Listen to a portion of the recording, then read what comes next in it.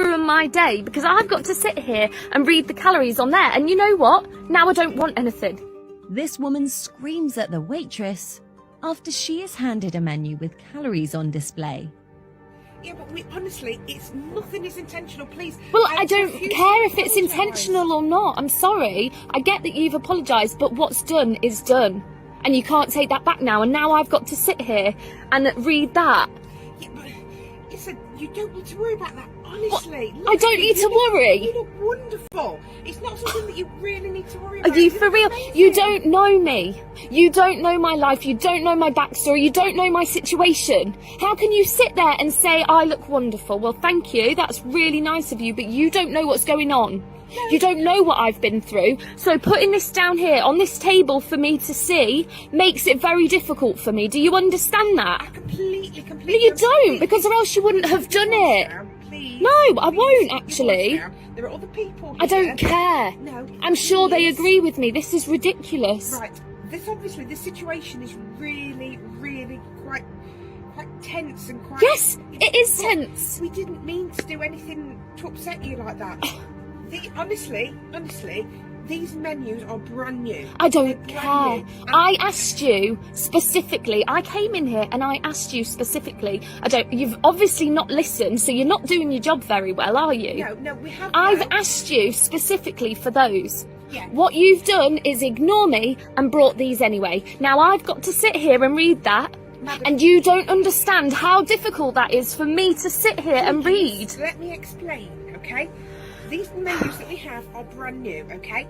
We are trying to work with two different types of menus, some that come with calories, some that don't come with calories. And we are trying so hard to accommodate everybody. Yeah, but not hard enough. Because this was an error. This was, I'm not a robot.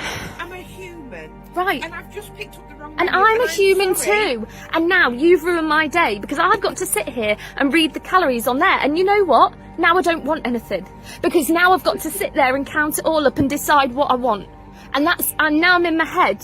And that's really difficult for me. And you're sitting there saying, oh, it's fine, you look lovely, but you don't know what's going on in my head. And now I've got to sit here and decide what to order. No, listen to me. This is ridiculous. No, I'm sorry, this is ridiculous. I'm paying. Coming from a galaxy near you, this is Brothers in Booze. And here are your hosts, Greg Washington and Doug Ziegler. Hello. Welcome to Brothers. Welcome to Brothers in Booze, folks. Sometimes I don't know how to even take these people, Doug. Yeah, listen, everybody has their different things, and some things are triggering, and I get that.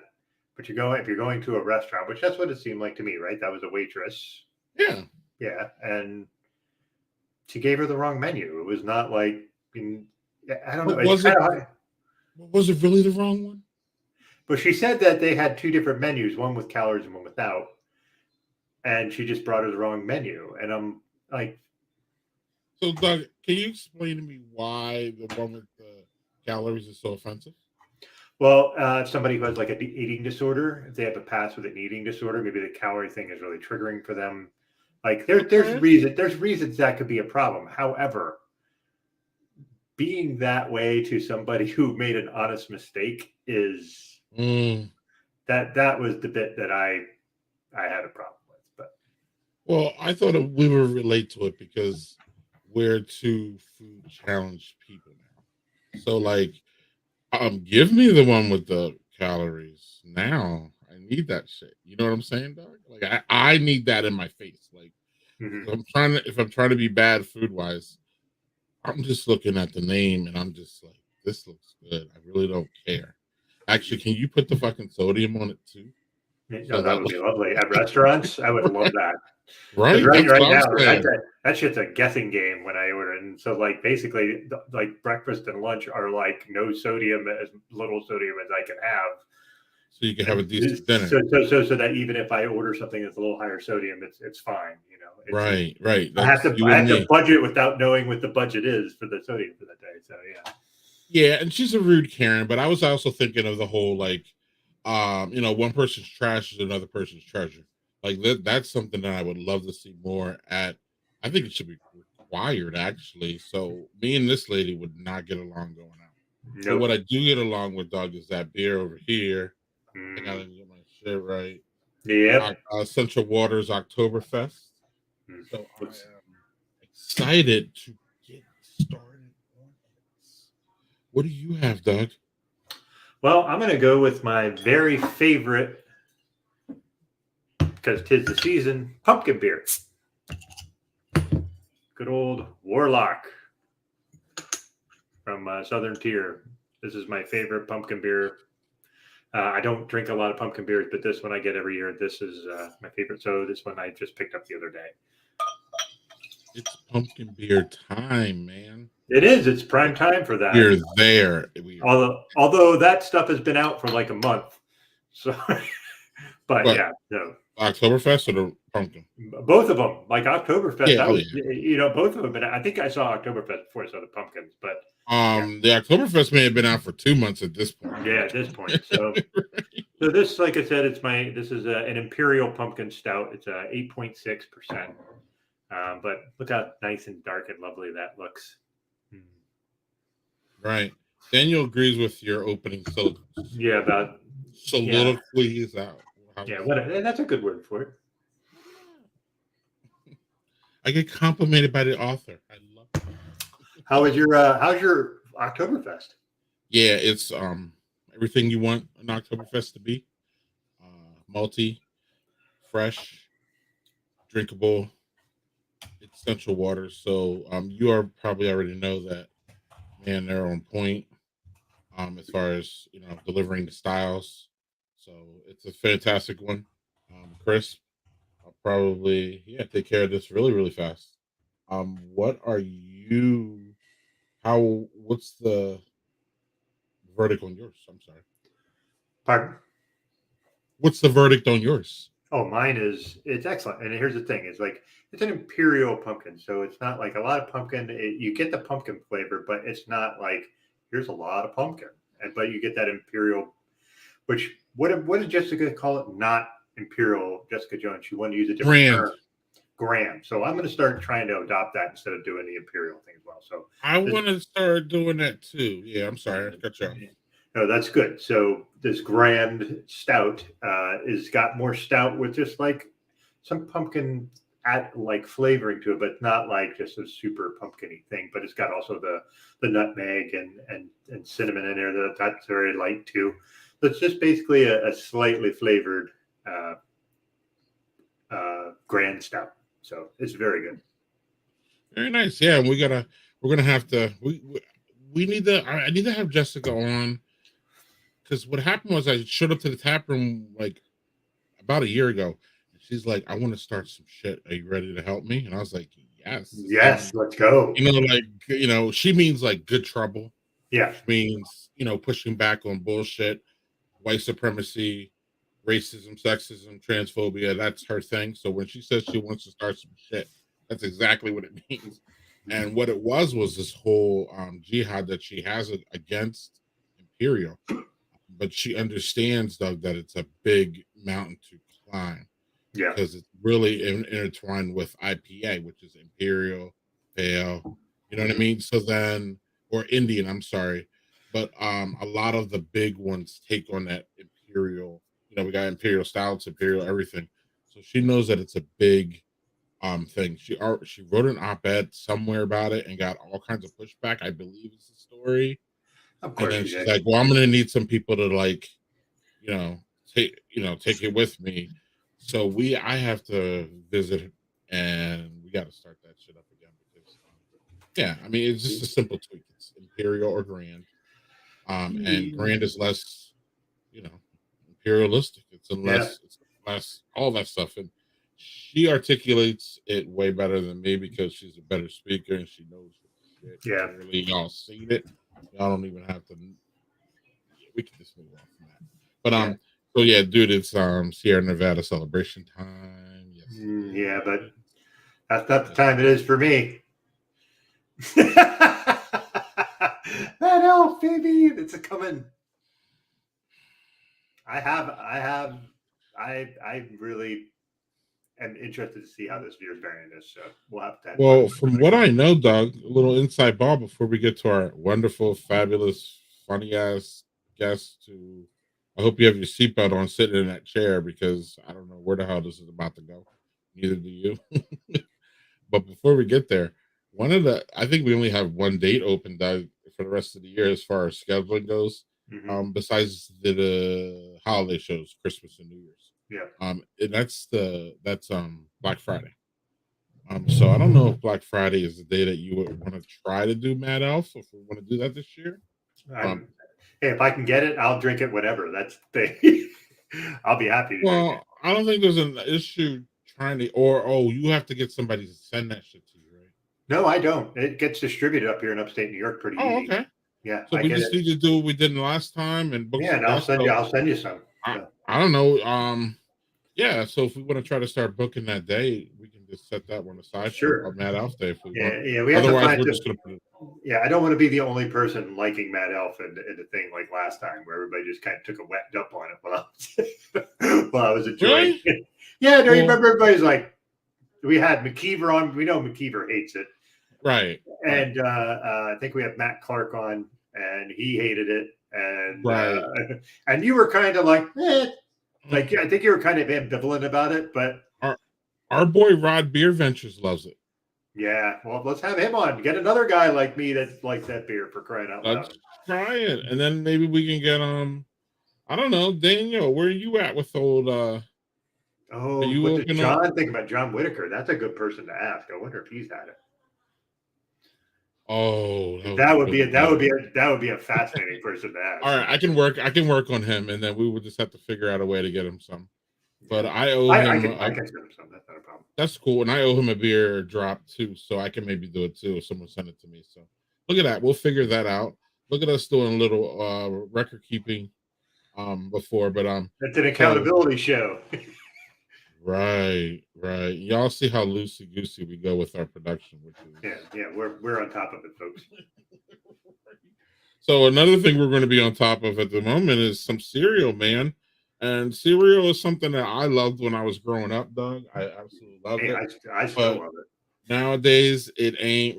Well, I do, yes, but it's just not something I can really fit into my diet a lot. You know what I'm saying? And when I do, it needs to be a little bit. So yeah, I would like to hear Rod on it too.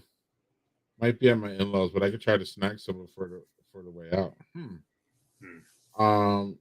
I don't know. Daniel Fisher.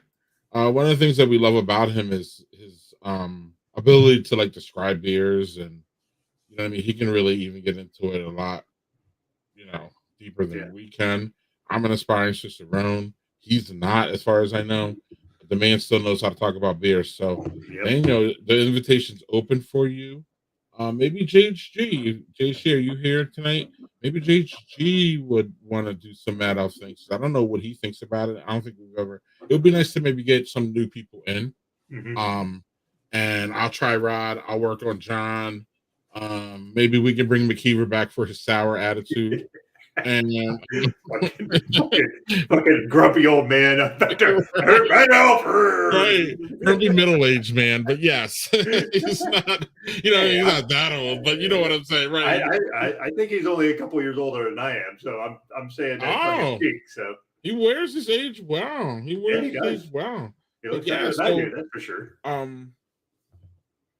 So doing this production stuff. Live online aside, it's time for us to bring on one of our good friends that we met through all this. I think we can thank Victor Aragon. That's how I remember meeting Manny. I think of Victor, yeah.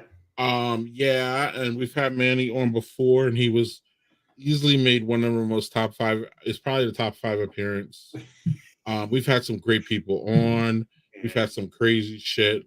We had a whole ass naked man the whole time. For a whole show. Yeah. We've had cereal, we've had all kinds of stuff, but Manny's appearance remains one of the better ones ever. It's a shame, Doug, that we weren't on our shit a little bit more. We could have went back and like at least showed people what was going on before. So I think during this weekend I'm gonna go look for it.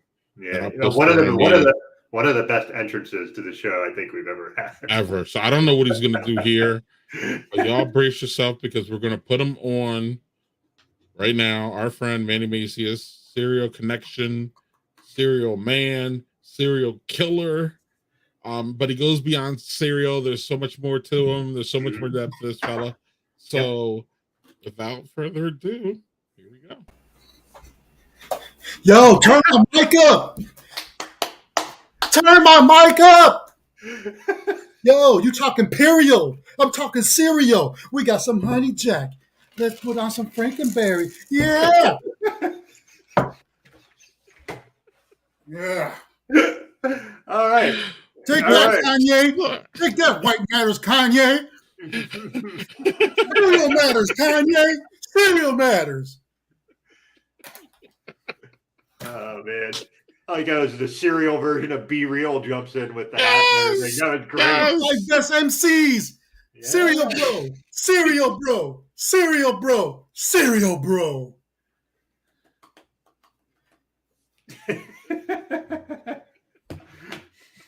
Son? Manny, What's up? he's doing cereal shots. Oh my god. And what else do you have, Manny? This was sponsored by General Mills.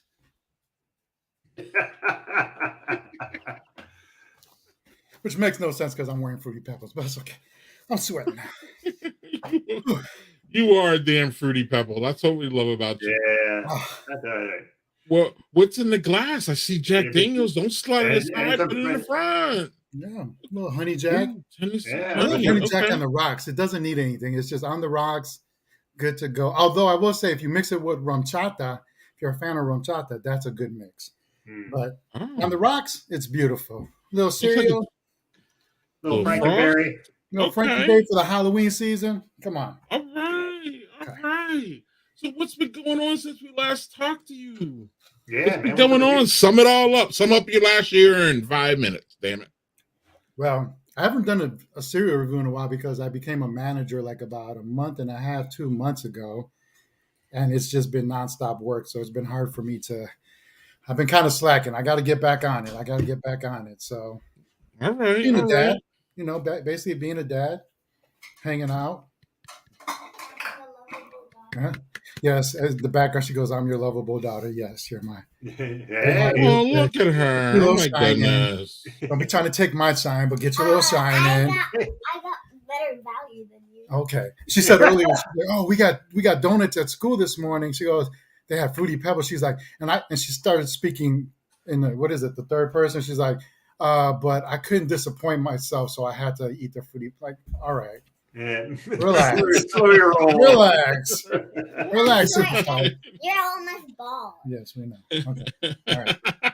Hey, High five. I'm All the right. main star of this. You are the star. That is absolutely true. Mhm. He's the star here. Move aside, man. Let the man go through. Yes. So Doug, I don't know where to start. Doug, tee it up, buddy. I don't know. How do you start on that? I know. I want to start with how do you feel about the big thing? You have Count Chocula, you have Frankenberry. This year they brought back Fruit Brute, which was actually my favorite freaking cereal from that Who? whole family. Fruit Brute. Tell me what. I obviously have a box of it. What's your thoughts on them bringing that back? Were you happy about it? I mean, here's the thing with these. I don't even know what that is. Originally it was a lime. The Yeah. original was a lime flavored one. They've converted it into a cherry. It's not bad. The problem with a lot of cereals of our childhood is that they've changed the formulas, especially as far as like the corn ingredient, like what do you want to say, the base ingredient, right? Mhm. So it's never we were spoiled. Let's be real, we were spoiled. So it's really hard for me to not have this is crap. I want to enjoy it. And I do enjoy it to an extent, but it's definitely not our monster cereal. But Yeah. the last couple of years they have kind of changed it a little bit and has gotten better. It has gotten better. It's not something I would buy more than once, to be honest with you, for the season. Yeah. But so this year though, they did a promotion with artist named what's his name? Kaz, Kaws. So he's a street. So if you can see the eyes, basically all he did was kind of put the X's in the eyes. I guess he's known for doing that.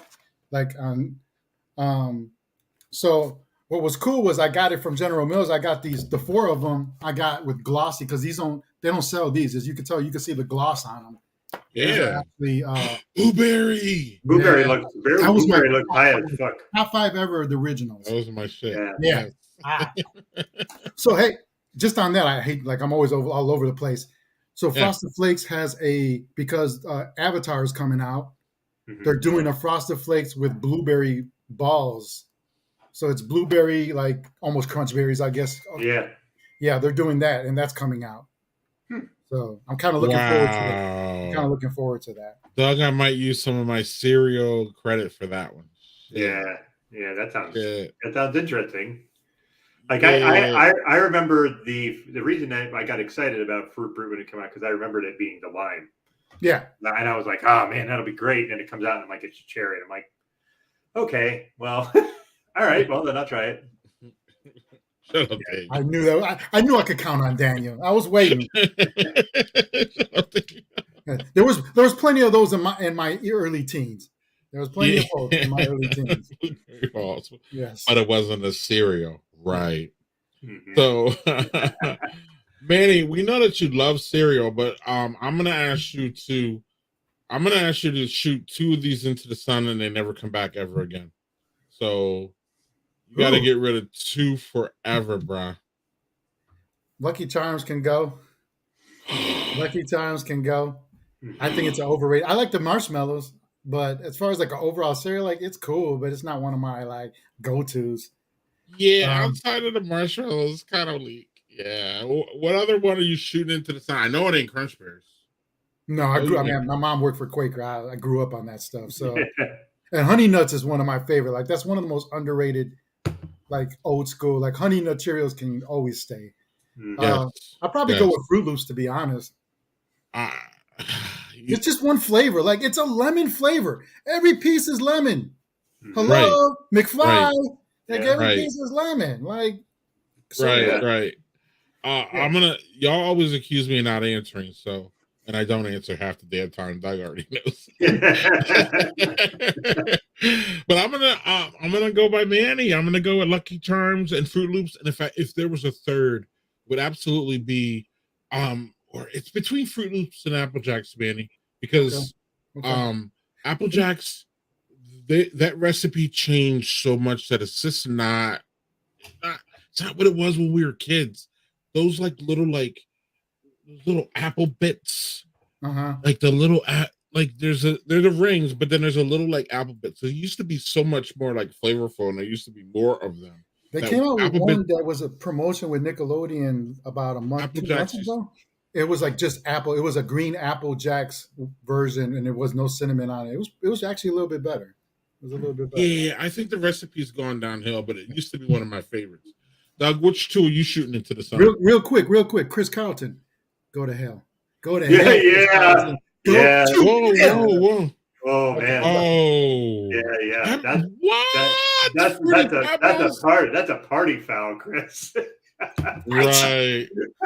It's in the alley. Deep into the sun. Not just a surface one. He wants it all the way in. Yeah.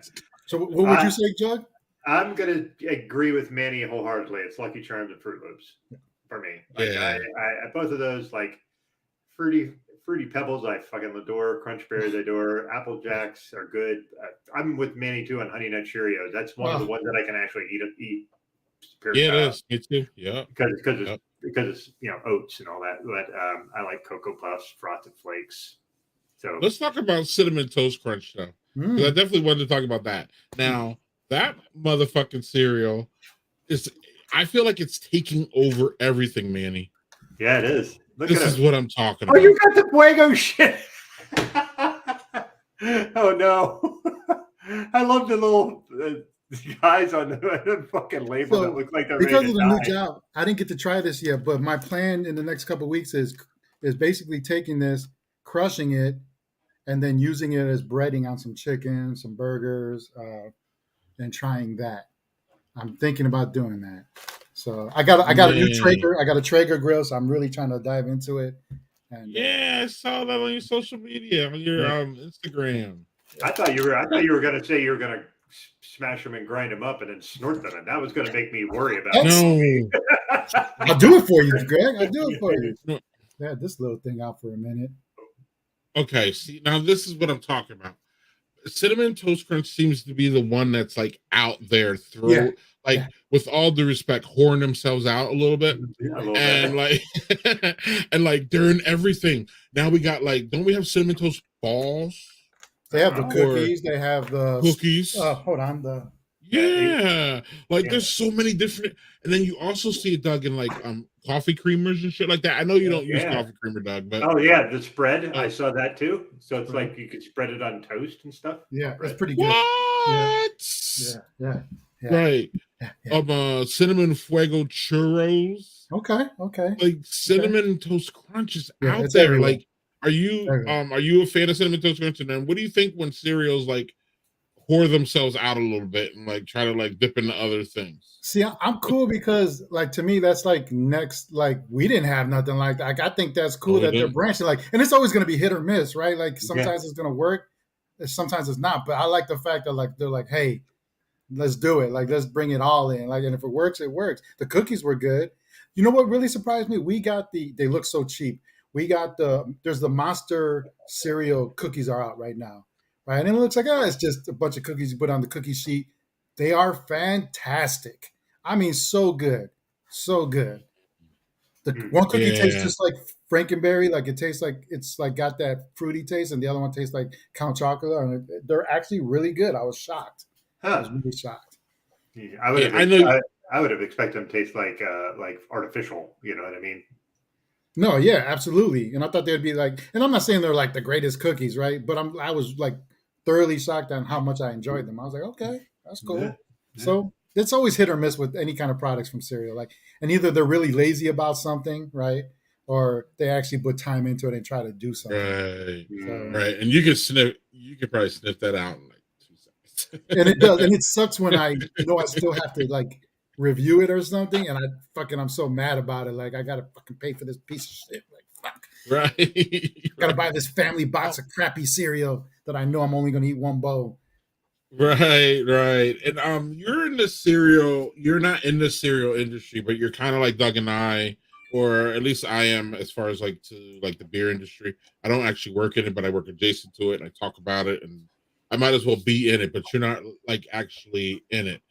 But I don't see many other people, Manny, who do what you do, to be honest with you. Or and maybe you do because you're in it, but I still think that what you do is kind of still an open area there, if that even makes sense. Or how do you see your quote industry? I know it's a big hobby for you. Obviously, it's not Right. paying all the bills. Oh, I'm Might be small paying piece some. compared to some of these guys out here, to be honest.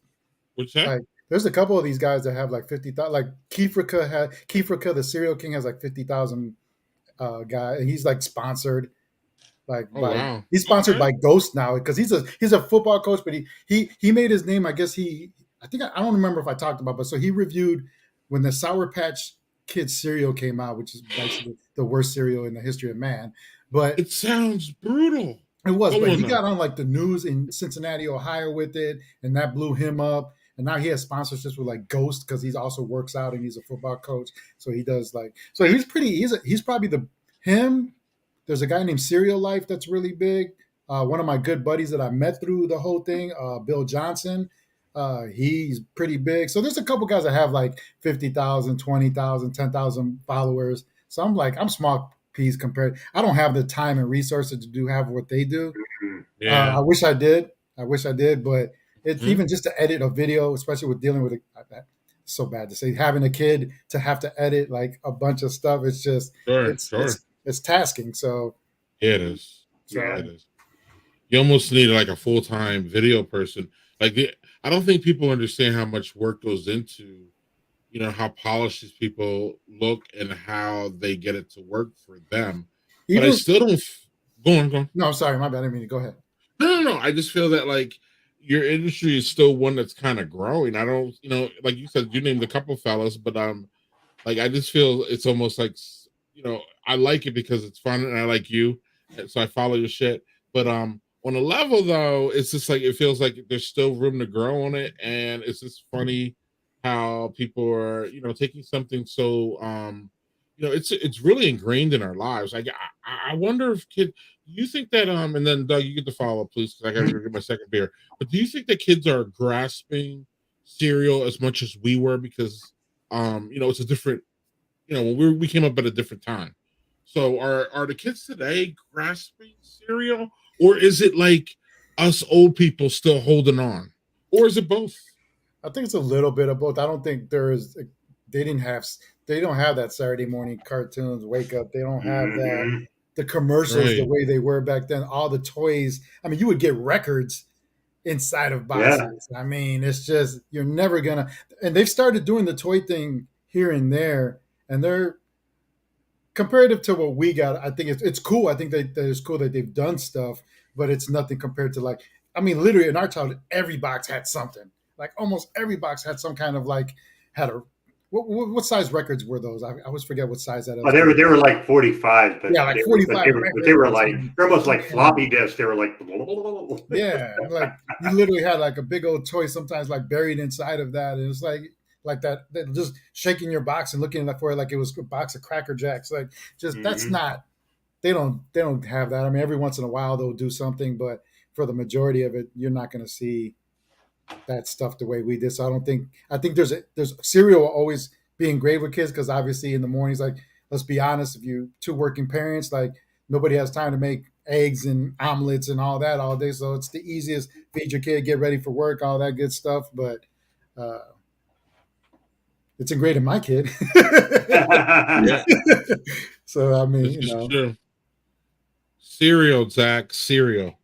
so And well, I wonder if Zach has a collection of cereal records like he that might. from cereal boxes because that would be a collector's item because I oh don't yeah, think you couldn't find that shit anymore if you you'll see tried. it on eBay every once in a while, and they want some ridiculous. Like, dude, I'm I not bet they go. paying $500 for a cereal box, bro. Like, it's not happening. Nobody's paying that. Yeah. Nobody. And if they are, they're probably some Hannibal Lecter looking motherfucker. Like, yes, come on, man. Yeah, it is. It is. I think your idea about like the Saturday morning cartoon thing, which was a big staple as I was growing up, and Greg, you as well, and Manny. Just the idea of like the amount of commercial shit that got thrown at your face, and it was all geared at our age group. We love that shit. And and you'd be like, "Mom, Dad, can we get blah blah blah?" And they'd be like, "No," Right. and they'd be like, Right. God damn it! Right. Yeah. But Absolutely. that was when I filled out my Christmas list, Doug. Was in the morning on Saturdays, like, all right, taking notes and shit. Like, Yeah, yeah. Oh, yeah. right, right. Hell yeah. But Yeah. right, so it's so spread out now, it's kind of weird. Doug, if you have a follow up where I have something quick and then Go ahead. Yeah, 'cause well, I Chris got- Carlton, thanks, Chris. But we were gonna talk about it anyway. But Manny, let's talk about the serial killer podcast. Do you know that one? Isn't that you started a serial podcast, didn't you? Did I? No, I had another podcast going that it's on hiatus right now. It was like sports and a little bit of everything in life, but just life has been too crazy to do it right now. The serial killers podcast, there's the serial killer box. I was on that about a month ago. I was on one of the. I forgot the name of it right now. Just slipped my mind. But That's what I saw on your Instagram. I was yeah, just at your I think it Instagram, was a and serial. I don't know what the hell I was looking at, but I thought I was looking at a There yeah. is a serial. There was one in New York. There's guys that work for the radio station. They do a serial killers podcast. They like every Monday they review 3 serials, and then they on a Wednesday they do this thing called Bow Chat, and they just talk like about off the wall stuff. But they're all like in radio. I'm like, must be nice you're working in a studio. Must be nice. So, Wow. so they work for a big radio station, so they already had a following. So they're pretty cool. I actually enjoy my interactions with them. They're pretty cool. For the most part, I've only had a couple people like where I'm like. There's a narcissist in me. Like I'm always digging them. They're like every cereal is like the greatest cereal. It tasted so good. It's like because you want General Mills to send you a $2 box of cereal. Like that's what your end goal is. So every cereal by General Mills is great. Like, come on, bro. Like just keep it real. Keep it 100, man. Like don't get me. I like getting the free stuff. I like seeing Ellie's reaction to getting free stuff. Like that's cool. But if I think it's trash, I'm gonna tell you it's trash. Like, what's in What's the in the bowl? bowl with Manny? Yeah. I couldn't read that for you. I thought it said what's in balls with man. Like, oh, what? That's a whole No, different podcast. yeah, that's a much different show. Yeah. Much different. Much different. You don't want to see my crunch Yeah. berries, Daniel. Yeah. 8 to 10 in the noon was my holy time. Yep. Mhm. Hey, I have a question for Manny because this just popped into my head. What was a cereal from your childhood that you remember being so awful that you're just like, why did they make that? Like, I have one, but I want to know what yours is. So awful. Grape nuts. Grape Like, nuts who are the pretty fucking bad. invented grape nuts? Like, fuck. Mine was Smurfberry Crunch. Really? That shit sucked. It tasted What? terrible. Yeah. I just thought See, I there was was like, two versions of that. There was one I thought was good, and there was one I thought was bad. I just can't remember. I couldn't But differentiate. the one I remember was they have blue and pink parts to it, and it Okay. just the flavors was just. I remember, let's get that, and my parents got it for me, and I was like, oh my god, this is awful. It's probably the same one. Yeah. And of course my Yes. parents being my parents being like, well, yeah, we bought it, so you better eat that shit.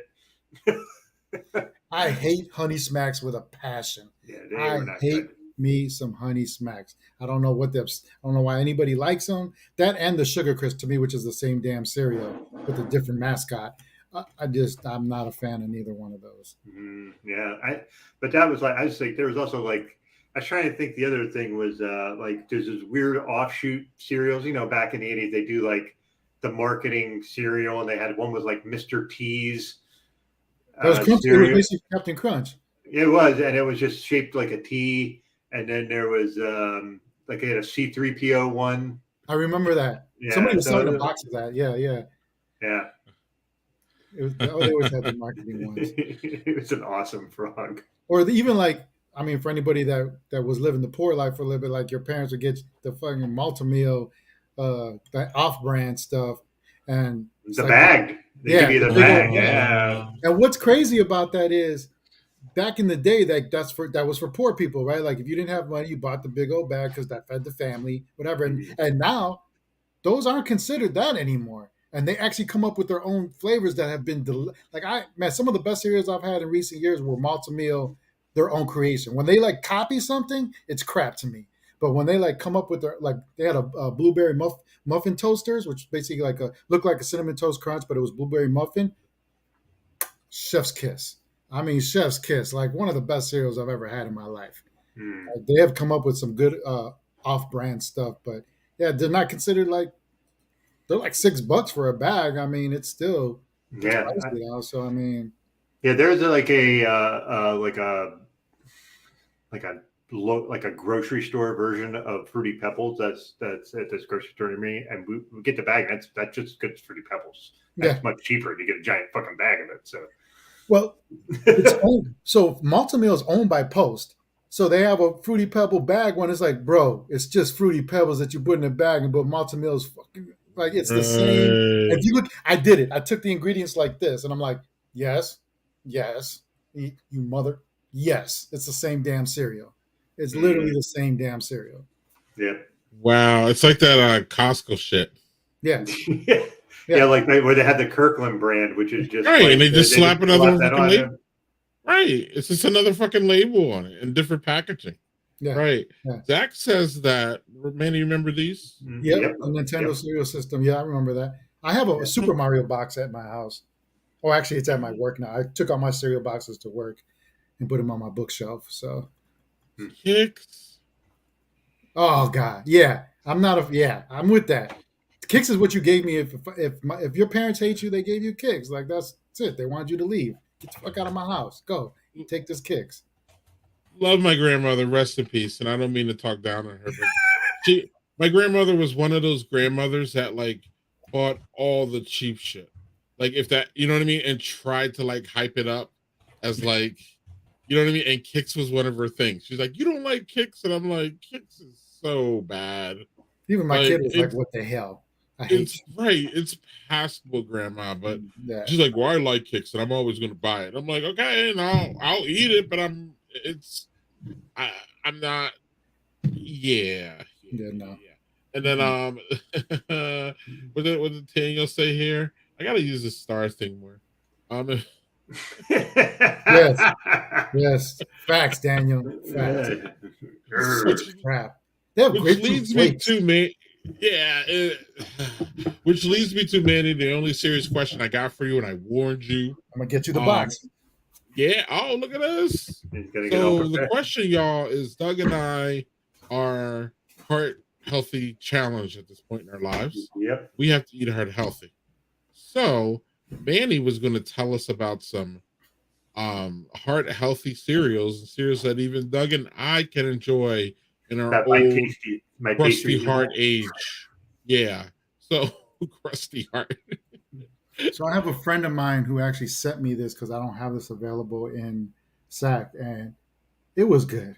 I mean, it was good. Where I was like, the only thing that kills me about any healthy cereal though is like a box will be like $6, $7, $8, and it's like, dude, even if it's good, I'm not spending $8 on a box every time to eat cereal. I literally eat a whole box within 2 days. Like I'm not spending $8 every 2 days. That's the problem, right? Yes. Right. But and then a lot of times those boxes will be like this high compared to like Right. every other box. So it's like I can't do it. Like it's the old. I've added to the hood, right? Like you put a liquor store on every corner. Why? Because you're trying to keep it like you're trying to keep me fat. That's why every sugary cereal costs less than a healthy box because I can't sit there and eat healthy cereal all day. Like I would go broke. Mhm. But these are great. Three Wishes is a great cereal. Hmm. The opposite end of this is, and I'm so sick of seeing people advertise for Magic Spoon and act like they really like it and that their kids like it. Magic Spoon is fucking crap. Magic Spoon is if somebody was shit in your mouth and pour cinnamon and sugar and then mix it and let you swallow it. That's what the fuck Magic Spoon is. That tastes good, doesn't it? Blah. Like, and I'm sick of every advertisement on Instagram. And so there's like a hashtag cereal that someone runs, and they're supposed to be like they put, and every 5 seconds they have someone that they promote that says Magic Spoon's the greatest thing. Look at my kid, and the kid's like, and it's like your kid literally fucking stabbed you 10 seconds later, and you were on the news. Like, there's no way your kid enjoyed that crappy box of cereal. Yep. Like, no way, it's Right. crap. Yeah, $9 exactly. fucking. Exactly. Like no one is gonna sit like I understand. Like if you make that kind of money, cool. Like, and and it's not a big deal to you. Like yeah, go ahead and get those cereals. Some of them are decent, but who's really spending like $8 every time for a box of cereal? Like, come on, man. Nah, me. No, it's like that's ridiculous. So I like Three Wishes. I like excuse me. Bless you. There's a cereal that came out called Plentiful, which I can't remember. I think it's a General Mills cereal. That's really good. It's they have a peanut butter one and a cinnamon butter one. The peanut butter is probably my top two favorite peanut butter cereals ever. Wow. And it's got granola in it. It's got the flakes. It's got peanut butter, and it's so good. It's so good. So I recommend. I highly recommend the Plentiful cereal, the Three Wishes, Honey Nut Cheerios. Obviously, I think that's a great go-to. If you're Okay, not Doug and I trying are to- already there for that. Yeah. One. We love that. That's one of my favorites. Yeah, for sure. that's it though. There's nothing else that I would have you like running out to get though. Like it's few and far between, unfortunately. Yeah. Okay. Yeah. Or just do what I've been doing, which is like half bowls. You know what I'm saying, or quarter bowls, or like. Yep. God bless you, son. God bless you. I got to do something. Unfortunately. No, I get it, and dude, trust me, I'm there too. I have to kind of watch what I'm eating too. So right. So y'all y'all in the comments, please continue to keep telling us the worst cereals and your cereal experiences. I will get to them. I'm starring them over here. We'll get back to them. I'm sure Manny's going to want to comment on them. So it's cool. Keep going with them. But until then, I'm going to drink this. Where's Laura at? Laura, I'm here now. You don't want to be online today? Oh, yeah. I recognize that can. Ooh. Yeah, dog. This is one of yours? Yes. A rye IPA or something like that? It is It's not an IPA. Shot. It's like a regular. It's like an ale, but it's like an old ale. And I actually got that when I was hanging out with Carla Lauder up in Maine. So This is rye Indian Pale Ale. oh, it is. Okay, I thought it was a different one. Okay, but yeah, 100% main grain rye IPA, tasting really, really good. You get that rye character, but you also get the hoppiness, a little bit of fruitiness, but not too much. Rye's coming through, and this is a slammable one. And I want to thank you, Doug, because I don't get main beers ever. Nice. So, what's in your glass, Doug and Manny? Y'all move on to anything? yeah, I'm gonna go next if you don't mind, Manny. So I am gonna go with a comparison beer, a Warlock that's been aged 2 years in my cellar fridge. Well, more than 2 years. Nice. So we're gonna see how this goes. Traditionally, everything I Pumpkin beer, another yeah, pumpkin this is beer. yeah, but this is a 2-year-old one. So I want to see how if the adjuncts fall off like I expect them to. I expect them to just be like, yeah, not there. Mm-hmm. Oops. Yep. High production value on this show. This woman screams at the waitress after she's handed a menu with calories on display. Oh, It's listen. That sounded like a UK, United Kingdom, London lady. Yeah, it's definitely but- British. Right. Y'all have no. Don't kill me, but y'all after this week with y'all prime minister. Yeah, whatever. So check Yeah, out but that. they make fun of our government, dog. Oh, What sure the they fuck's do. going on there? not this one. Yeah. Go on.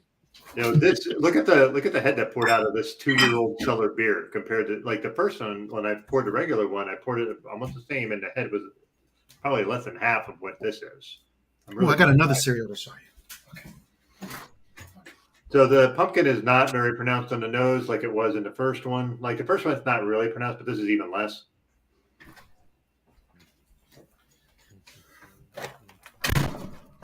Oh, look at a donuts from Kellogg's. Okay, so that all the nutmeg and spices that comes up. The pumpkin's very donuts. Donuts. Yeah. So that Pumpkin's what, Doug? pumpkin's there, but it's almost like flat. That makes sense. So it's almost like if you had like an IPA that went a little bit malty. So yeah, it's I think the pressure was better, but it was an experiment to see how it would be. So I don't know. Like this is also listed at 8.6, but I have no idea if the ABV went up over just coloring it or not. But cheers. What about what did you said you liked that one that I gave you? Oh yeah. Yeah. Okay. Good. Oh, that's a plentiful one. Is that the one Yeah. you were talking about, Manny? Yeah, there's a peanut butter ones. So it's Oh. got peanut Okay. butter coated flakes with nut and seed clusters. And Oh. it is so good. I'm gonna have to So look for good. that. Yeah, and given that it's General Mills, there's widespread distribution, right? But look at the size of it. Yeah. That's a big ass box of cereal. No, Yeah, it's it is. not. Like it's Oh no, it is. Oh, I thought. Oh, okay. See see how the it's, way it's kind of skinny. the way you're Yeah, holding it, it's the way you're skinny, holding it, made yeah. it look big. Yeah, Yeah. sorry. Sorry. Plus, the fact that it's taller kind of makes it look bigger, Doug. I'm with Yeah, you. that's what it I'm is. at first. So Yeah, okay. What does the plentiful run you to buy a box of that, Manny? Give or take. What'd you say? Sorry. No, How much is plentiful?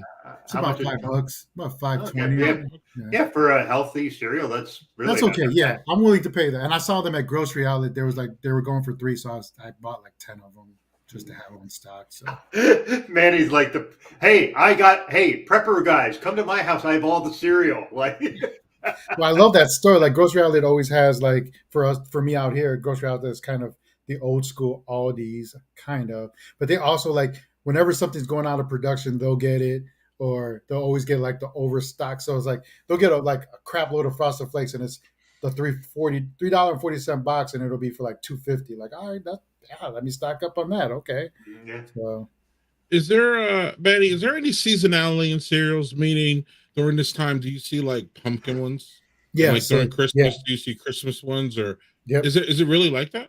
So this season, all the pumpkin spice cereals come out. Pumpkin spice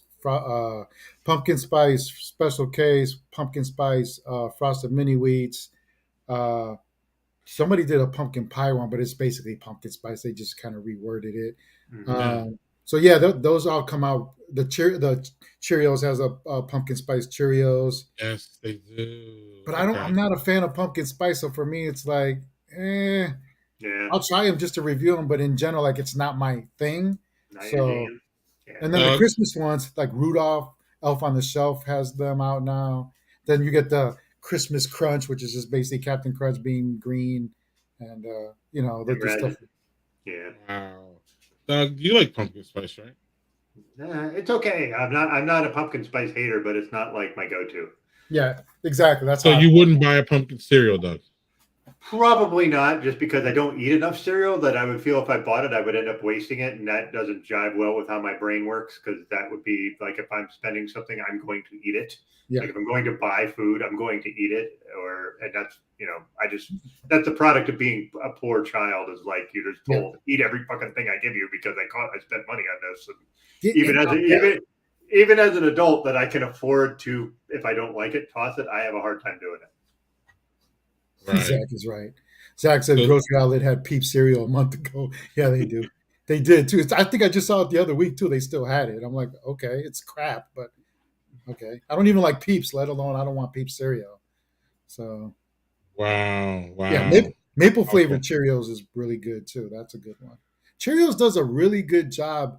I mean, they're more hit than they are miss with all the flavors that they have had. Yeah. So do cereal folks? I love this question. I win. Actually, we do. Actually, Jeff, we do. Because depending on where you live, sometimes you don't get like there's stuff that my sister sees in Dallas that I have not been able to get here, or even that. Like the only reason I got this was because it showed up at grocery outlet after it was already sold out everywhere. Like it had already been off the shelves everywhere else in the U.S. So that's the only reason I scooped it up. But I have friends on the East Coast; they'll send me stuff. My sister, she lives by an HEB store, which is phenomenal for cereal, and she'll find stuff and she gets free shipping at her job, so she just takes it to work and ships it from work and just sends it. Oh, hey, don't tell your sister that she's committing mail fraud. Yeah. Jesus Christ. But nobody watches this shit anyway. So not enough people watch this shit. That's true. Luckily for Manny, right? It'll be one superintendent of the mail, like right. You got some cereal for me, right? Right. So my mom didn't believe in real cereal, so I was eating crackling oat bran. So just basically like wood chips. That explains why he came out the way he did. That explains a lot. Crackling oat bran was those like those wafers, those thick. Oh, they were terrible. Crackling oat bran looks like Meow Mix. Like it looks like cat food. Mm-hmm. It literally looks like okay, that one. Yeah. What was the one with the wafers? They were like thick and like you had to like soak them in milk. They were frosted mini wheats. Frosted mini wheats? Yeah, I think that's what you're talking about. Have you ever seen Weet-Bix? Weet-Bix? Weet-Bix. W-E-E. Oh, Weet-Bix. Yes. Yeah. It's literally a box, and I did the video, and I still haven't released it. I probably did it like a year ago when I released it, but it's two big ass biscuits in a cereal box. Yeah, like literally, you open the box, and it's two big ass biscuits this long in the box. It's the weirdest thing I've ever seen. Wow! And it's pretty bad. I mean, another. Go ahead. Oh yeah, go on, Manny. No. I'll say it's not horrible, but I would never eat it again. So. Yeah. One thing that I think is that shows that at least showed the cultural relevance of cereal was, if y'all remember, Wheaties. It used to be a big thing. Like I used to like Wheaties. Actually, we could argue about that probably, but it used to be a big thing who got on that cover, and it used to be a cultural thing. It'd almost be like it was almost, if I remember, it was almost like who's on the time, like the time with a person of the year. It was kind of like that. Yeah, this is what I'm talking about. Damn. So you got the second best players post in the NBA history. Poster. The poster that came out, it's three of them that come out like that. We used to get the posters too. Yeah. So you have to get three pieces to get one big Michael Jordan. Yeah. And are those things super collectible? I don't know. I saw some guy. I was at a swap meet, and dude was selling them. And I'm like, what? I'm like, yeah, give me those. Yeah, They were snatch that up. mint condition. I'm like, yeah, 3 for $5. I'm like, okay, cool. Like, whatever. Yeah, man. I'll let you speak to that angle as far as it being culturally relevant.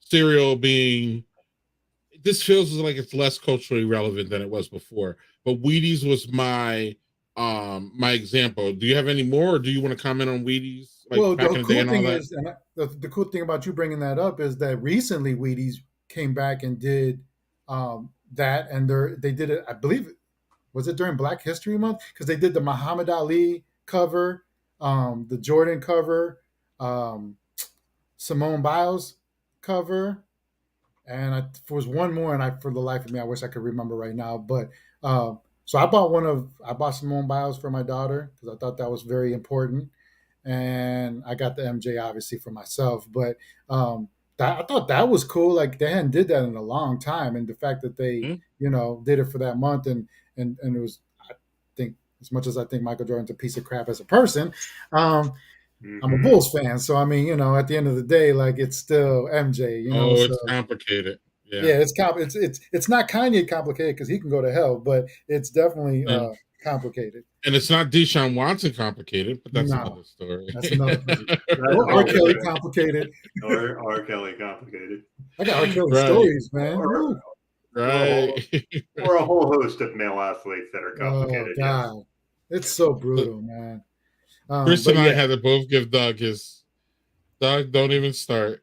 You just glossed over my comment about that too. That's the best part. so Yeah, we he just did. mentioned. Yeah, we did. I don't know who that is because it just says Facebook user. But I think what's cool too now, and depending what city you live in, and yeah, they're generic, but like now they have like the Flutie Flakes. Every cereal, there's every city now. It seems like a cereal comes out for a major athlete from that city. Like I saw, Yep. Josh Allen had some, and Yep. yep. Yep. I'm in upstate New York, so yeah, I see that shit all over the place. So I Nick think Chubb that's has cool, one. man. Like it's probably crap. It's it's generic store cereal basically, but I think that's cool that they've done that though. Like I think there's some relevance to that, so that's cool. Well, yeah, so maybe it hasn't lost the cultural impact that I talk about. Maybe it's actually more if we're getting regional cereals, Yeah, which yeah, I'm pretty sure never happened before. Maybe you can verify that, but maybe I'm wrong. But or regional in that sense, meaning we know that people like this guy's face or this yeah. lady's face, and we're just going to make a cereal out of it and sell it regionally, and because no one's going to buy Nick Chubb cereal in Pittsburgh Right. because he First runs of all, all over their ass every time we play. Damn, But- son. Boom! But Chubb's Chunks. That's his cereal, Chubb's Chunks. Yeah, yes, yeah. yes, you could do other things with that, but it would be more adult kind of Yeah. things. But anyway, Oh, Chubbies. but no, regionality though, Manny, kind of shows Yeah. where cereal still has a little bit of oomph. And even grocery because- stores now too. Like grocery stores have recently, in the last year and a half or 2 years, I've seen them create their own cereals.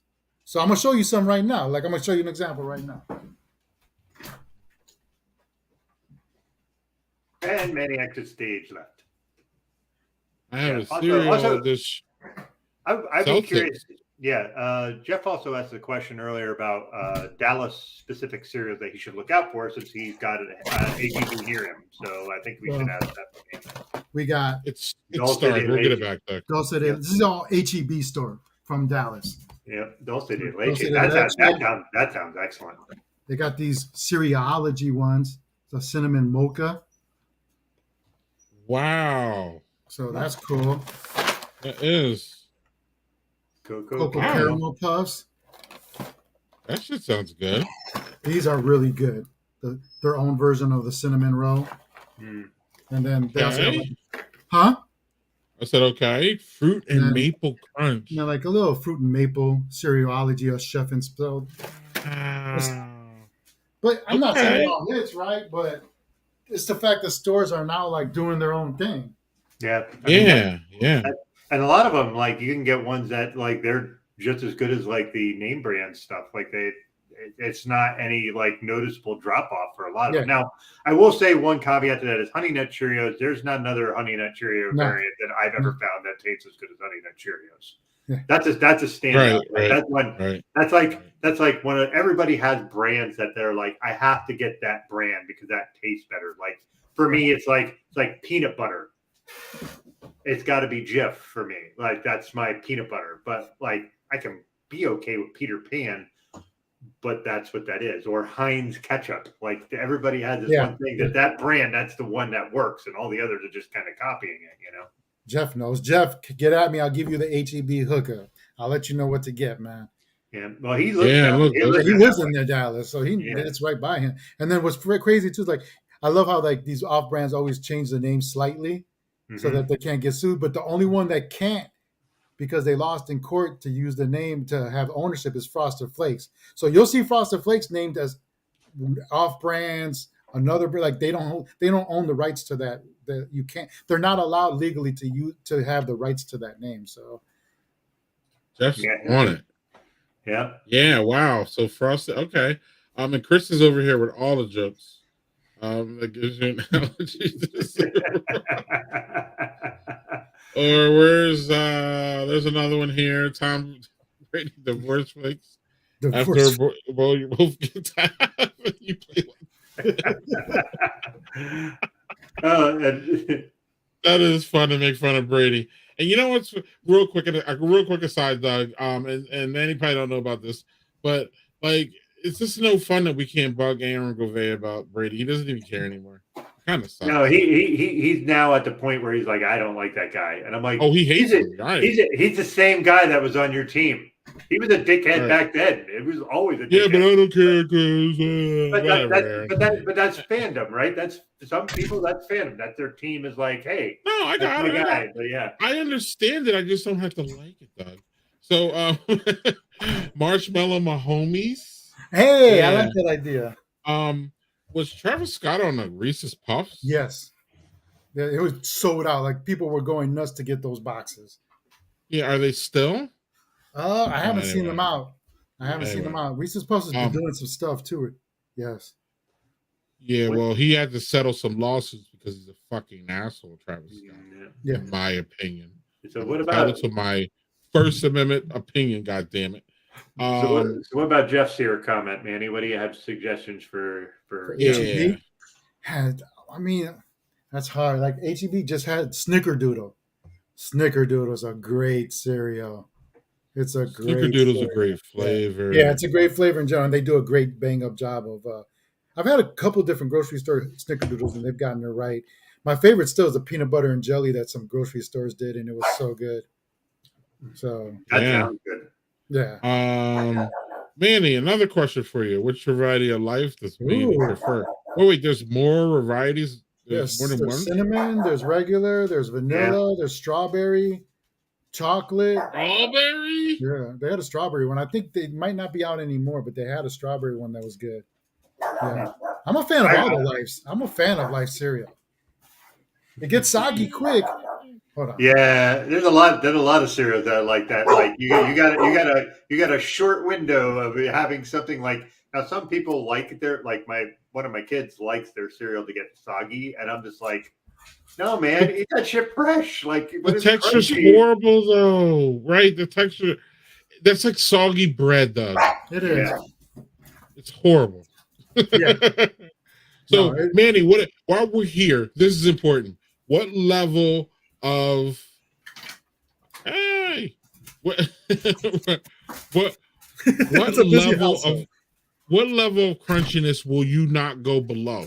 So, do you like will you just put milk in a bowl and walk away and come back like a couple minutes, or what level is sogginess? What level of sogginess is too much to you? Or it doesn't matter to you. I mean, I'm going to eat it. I might not be happy about it if something happened. I had to walk away, but I'm not letting it go to waste. Okay, I hear you there. But you're pouring the milk or beer, and you're eating it immediately, right? Yeah, absolutely. But I'm going through so for me, an average bowl of cereal is 3 bowls. That's what I eat every morning, and it's really hard for me to eat just one thing. Like I can't. it's very rare, other than a review, that I'm eating one type of cereal. Like I told you, I've gone to another plane of cereal existence. Like I need Right. multiple cereals in the bowl, or I'm bored. Like I can't just eat just Reese's Puffs. Like I got to sprinkle something in. Like I gotta mix something. I got to do my mad scientist thing. Like I What? have to. You're like my kids at the damn soda fountain, Doug, where they gotta have like 3 of them. Oh, I love those machines now. And- They're everywhere. I love them. Right, and then they come back to the table and they're like, "You gotta try this." And it's like, no, I don't have to try it. Like, Right. You gotta try this new mixture. It's Sprite, Coke. No. So that's you, Manny. You have to try that, not me. Right. That's all you. Right. I just And want I had a someone to little- be smart enough to come out with an IV. Like, why can't you just put an IV of cereal somehow and just like I could just sit there and just connect it to my bloodstream and call it a day, man. Manny, those will be your final days. Yeah, because And there will be some happy final days, sir. Happy final days. well, there's certain. I think to your point earlier is like there's certain cereals like you have to have when you just like all right, you get the cereal in the bowl Uh-huh. and then you pour the milk over it and you got to eat it right away. Captain Crunch, like you have to because part of the experience is having the roof of your mouth ripped open. Like Right. you need it. You need it that whole experience. Like I don't know. There's Fruity Pebbles is like that too. Like it's great, but it's Yeah, like you yeah. have to like get that quick. yeah. Yeah. I Oh agree. yeah. Yeah, but there's a weird thing with like frosted flakes for me where I'd rather eat them when they're crunchy, but I like when they soak in the milk and like distribute the sugar into the milk. See, and that's Yeah, all of it- those. Like now they have the strawberry milkshake frosted flakes and the cinnamon French toast frosted flakes, and they're both great as far as the milk. But like Yeah. most frosted flakes, like it just washes so quick. Yeah, But the milk Right. is delicious. Don't get me wrong. Like the milk is delicious, but the cereal itself, it's like it's cool, but it's a little overrated if you ask me. But So like I here's said, one the we here's one we miss, Manny. Cascadian Farms. yeah, they make it okay. I wouldn't like run out to get it, but if you Yeah. need like that's a good. Absolutely, it's not horrible. It's they're also a certified organic company. Yeah. I believe. So Yeah. Oh, okay. So there's another one if y'all yeah. healthy. We look for looking for unforced shred. I don't even like shredded wheats. Period. I am not a fan of any of the shredded wheats. That's me either. So they have these I'm new ones not called a good one. shreddies. They're called shreddies, and they're like Ready. they're kind of like bigger, and then they have filling in them. So they're coming out with the cinnamon. Again, back to your cinnamon toast crunch. There's going to be a Right. cinnamon toast crunch shreddy that has the cinnamon toast crunch inside of the flavor. I'm assuming they'll probably use this as being the inside of. Like the filling, yeah. Yeah. Maybe. Yeah. And I had this in my head before, but I got to remember now. So, Manny, we've talked to many people who do this morphing. One of our best friends of the show, and we love her the best, is Afro Beer Chicken. She does. She's awesome. a beer chick. Obviously, that's her thing. But she does these beer mashups with liquor, and she does beer mashups with food. Can you give us some really good tips on using cereal outside of the whole bowl and milk? Yeah. You mentioned a couple absolutely. before, but have you like? Bow you, like- chicka, wow, Greg. Yeah, Bow can you like chicka, crunch them up and Yeah, you bread some chicken breasts with them, or give us Yeah. some? Give us what you got, bro. So one of my favorite things is look, we all can relate to getting to you eat cereal, you get to the bottom, and then there's always that one part. It's the dust, right? And the last, like not enough to have a bowl, basically. So put it in a Ziploc, hold it. Now you got dessert topping, right? You can put it on top of your ice cream. You can put the dust on like cookies. Like you can use it I use it for French toast or for pancake mix. Like just sprinkle it in there in the mix. Like dude, it's a great dessert topping. Like just save that and doesn't go to waste. Especially the dust. The dust is great to use as a kind of a dessert topping. I think like the cinnamon, like just certain things like the fuego or the cinnamon toast crunch where you have, I think mashing that up and kind of using it as a breading. I think people have I've seen it where people were doing like somebody did a frosted flakes chicken, like fried chicken. They took the frosted flakes, and so I'm not saying it's good. I haven't tried it, but I'm like, okay, it's creative. Like I would definitely try it and see what comes of it. Yeah, Zach said something about that at some point somewhere here. Yeah, I mean, if you think about people do shit like they take like those fucking fiery Cheetos and grind them up and use it to coat their chicken. Why not cereal? Like, Hey, so use them in the bedroom, man. Like, get that. Come on, man. Pour a little cereal. try on. to put You some know the cereal song. on it. Pour some cereal on her in the name of love. Come Oh on. no, we're gonna get so copyrighted for that. Who's gonna copyright it? The people that sang that song, or people that Def copyright it? Leppard's coming after us. It's Def Leppard is coming after us. It's either them. It's either them or the strippers that use that song all the time. So it's one of the two. There was a. I do plan on one day. It's over the top, but one day I will do a review in a bathtub full of milk, and I'm just gonna do it, man. I'm gonna do it. I'm gonna pour the cereal in. I'm gonna do it, and it's gonna go viral, man. Or I was gonna say your next Brothers and Booze appearance. I'm in. I'll do the whole show from there. I mean, we had a naked man in the pool at one point, so I mean, we're not against any of that. We are free thinkers here. Yeah, we've had a couple of sex therapists on the show, so like, we're wide open. We're wide open, my friend. Right. The best Chex variant. Check peanut butter Chex.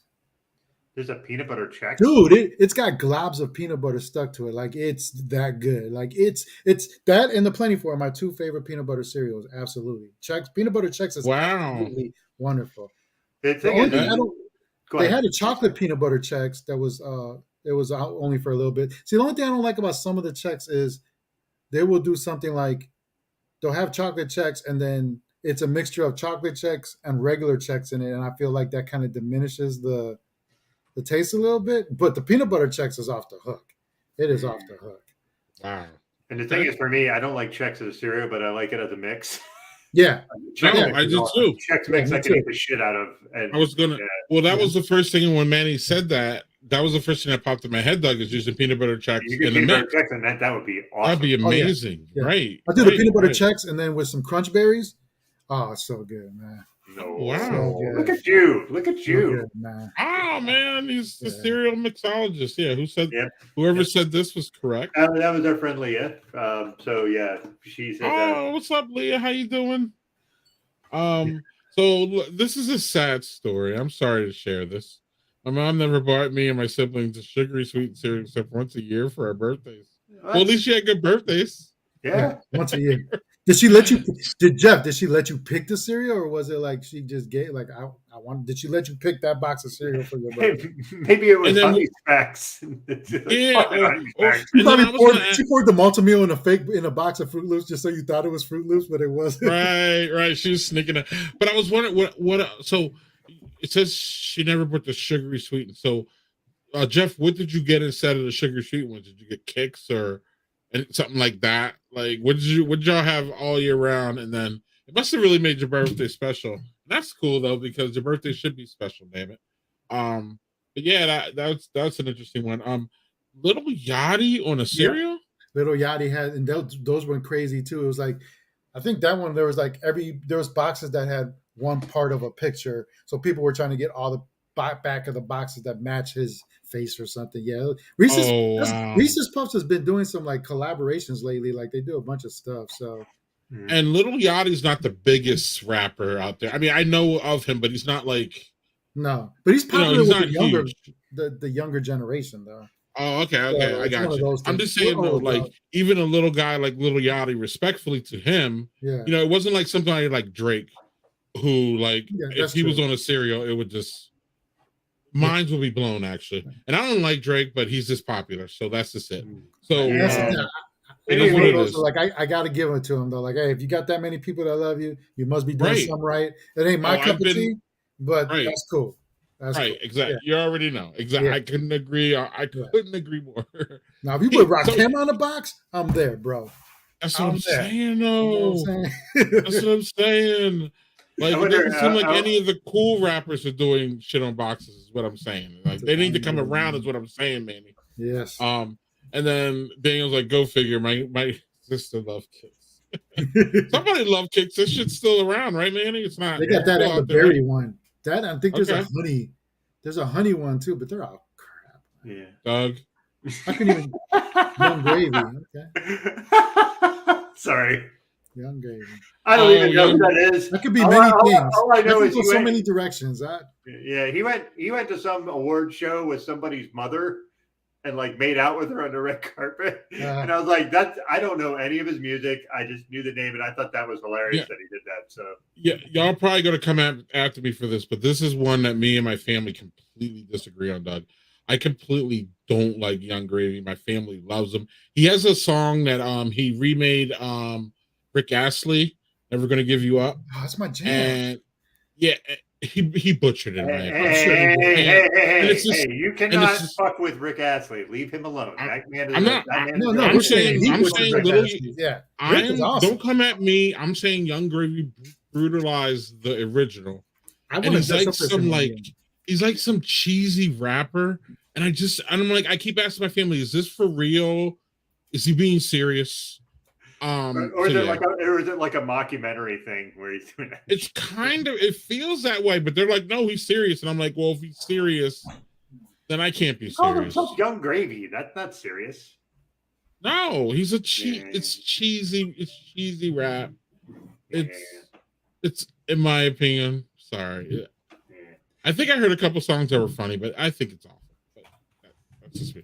Yeah, Jeff says yes. Whoever birthday is got to pick the box. Mama was about Jeffrey's mama was about Wheaties, Cheerios, and the regular Jacks, wheat corner Rice Krispies. Like I would have to sneak some cereal. So Rice Krispies is one of those that you put a pound of cereal on top, a pint of sugar on it. Yeah. Then it would go to the bottom. Then it would go to the bottom. And then you would scrape the bottom. Right. Like you already know. But they have a great one out. The cinnamon sugar Rice Krispies out right now is so good. And if you use that as a Rice Krispie treat, make Rice Krispie treats with those. Ooh. Yeah. Ooh. So good. So good. A parody rapper. Yeah, okay.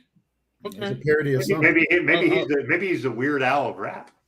Yeah, okay. If that's his presentation, or better, like the Andy Kaufman of rap, like where like he's doing like a long con on his comedy with that. Maybe that's right. And he's like a white boy too, so it's just all this. Is he? Yeah. Yes, Young Gravy's a white boy. Yes. I've never heard of him. I thought you made up the name. I honestly thought you made up the name. Listen, my family loves this shit, and I'm just rolling my eyes over here. Yeah. So Hey, can we point over here to Manny with his screwball that he's been trying to drink for the past like 30 minutes? There we go. All right. Oh, that's some good stuff, man. Look at Doug. You're bad with the peer pressure. Jesus Christ. Yeah, I'm a bad influence. I'm aware of that. Right. Okay. Cool. As long as you know. Right. Is Chex Mix cereal? But you eat it with milk. Hey, how about some pretzels and peanuts and throw that in with No, Zach, what the hell are you talking about? Right. Oh, sugar. What was that? Corn Pops? That shit's horrible. Yeah, I'm not a fan of sugar corn pops. Right. Yeah. They did a caramel. It's one of those where I think they didn't execute right. If they executed it right, I think what they were going for, I would have liked. But what comes out is just not.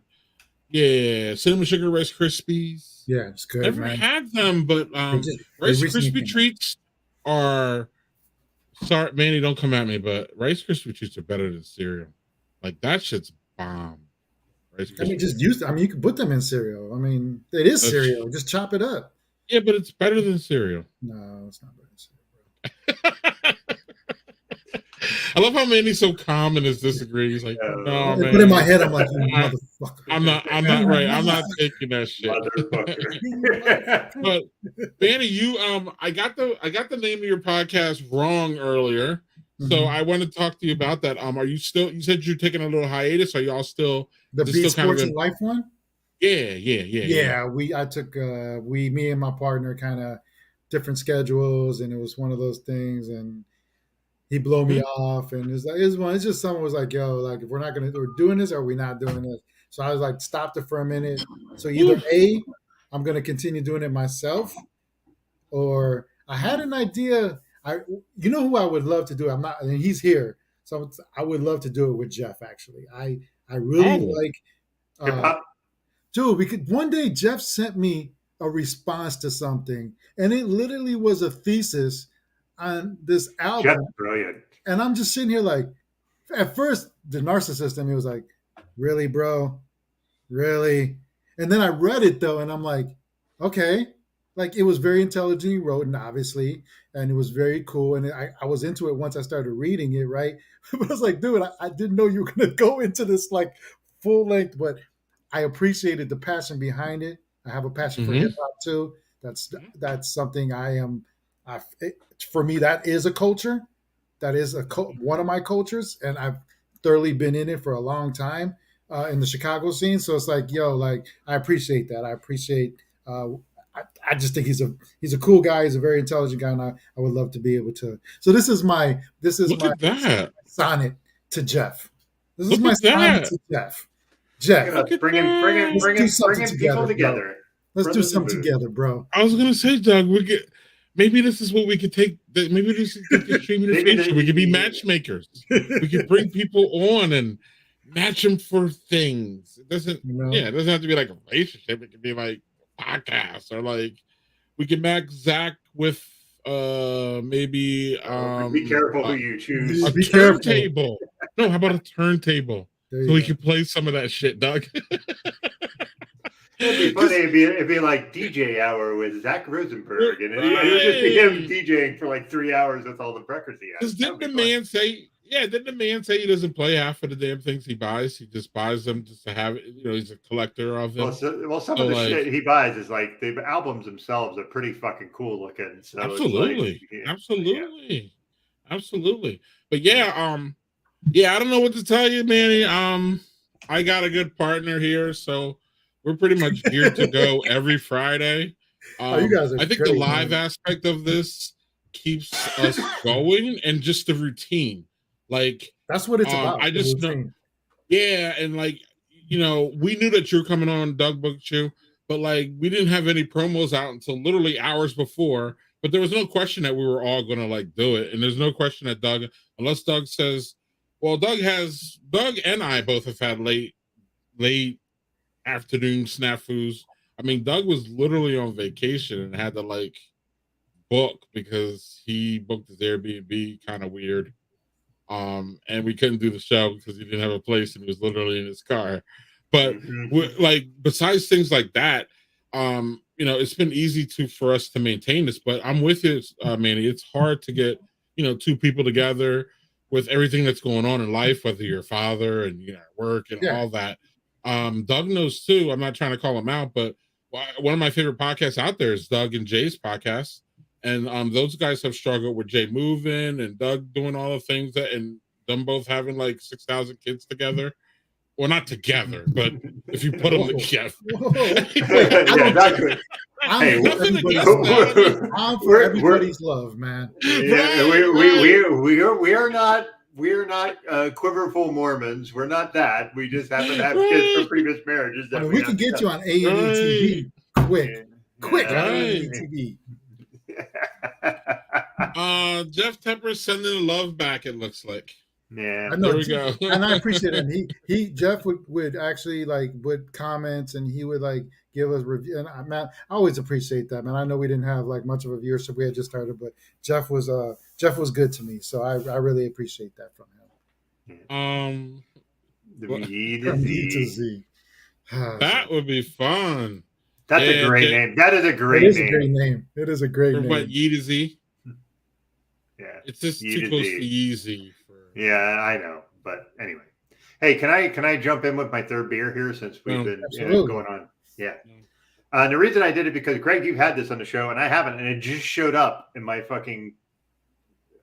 store, and I'm super excited. The Stroopwafel Dragon's Milk. Oh wow! The Stroopwafel. Yes, I am so happy to find this. I was like, holy shit! And I I almost threw it into my cart that fast that I was afraid it was going to explode because Dragon's Milk is. So yeah. It was you only got one, Doug? No, I bought a 4-pack of that. So okay. and I might go back and buy the other ones if I like. Because I'm like, that doesn't sound like you if you just had one. But yeah. especially with dragons. Sounds Like, good. you gotta. Sounds Yeah, good. it was. I call them stroop woofles, but yes, they're clearly stroop waffles. What's the Familiar with flavor? those, Like, what Manny? is it? What's the taste? Like, what is? I don't know how to say it. But So basically, it's a bourbon barrel aged stout with stroopwafel cookies, coffee, caramel, and cinnamon. So the Yeah. stroopwafels are basically like in Europe they'll do a thing where they put this like it's like Thin a cookie, wafer. thin wafer cookie, and they put it Yeah. on top of like your tea, and they heat Or your like coffee. steams it so it softens it up. Yep. So it's like you do that, and it's like really. Then and you it's like it's break like it open, and it's like stringy, Yeah, it's got stringy like caramel in it. caramel. It's really, Nice. really excellent. Mhm. That's Right. very Aldi, if you like Aldi sells them, so pick some up for that. Yeah, man, like I was tall thinking- boxes, right, Doug? Yep. Yep. My family loves those. My kid really loves them. I miss all these. Oh, Yeah. look at that face. Yeah, that's a happy man. That is. I don't know if somebody's under. I don't know if his wife is under the chair, but that's a happy man right now. No, that was earlier. We're.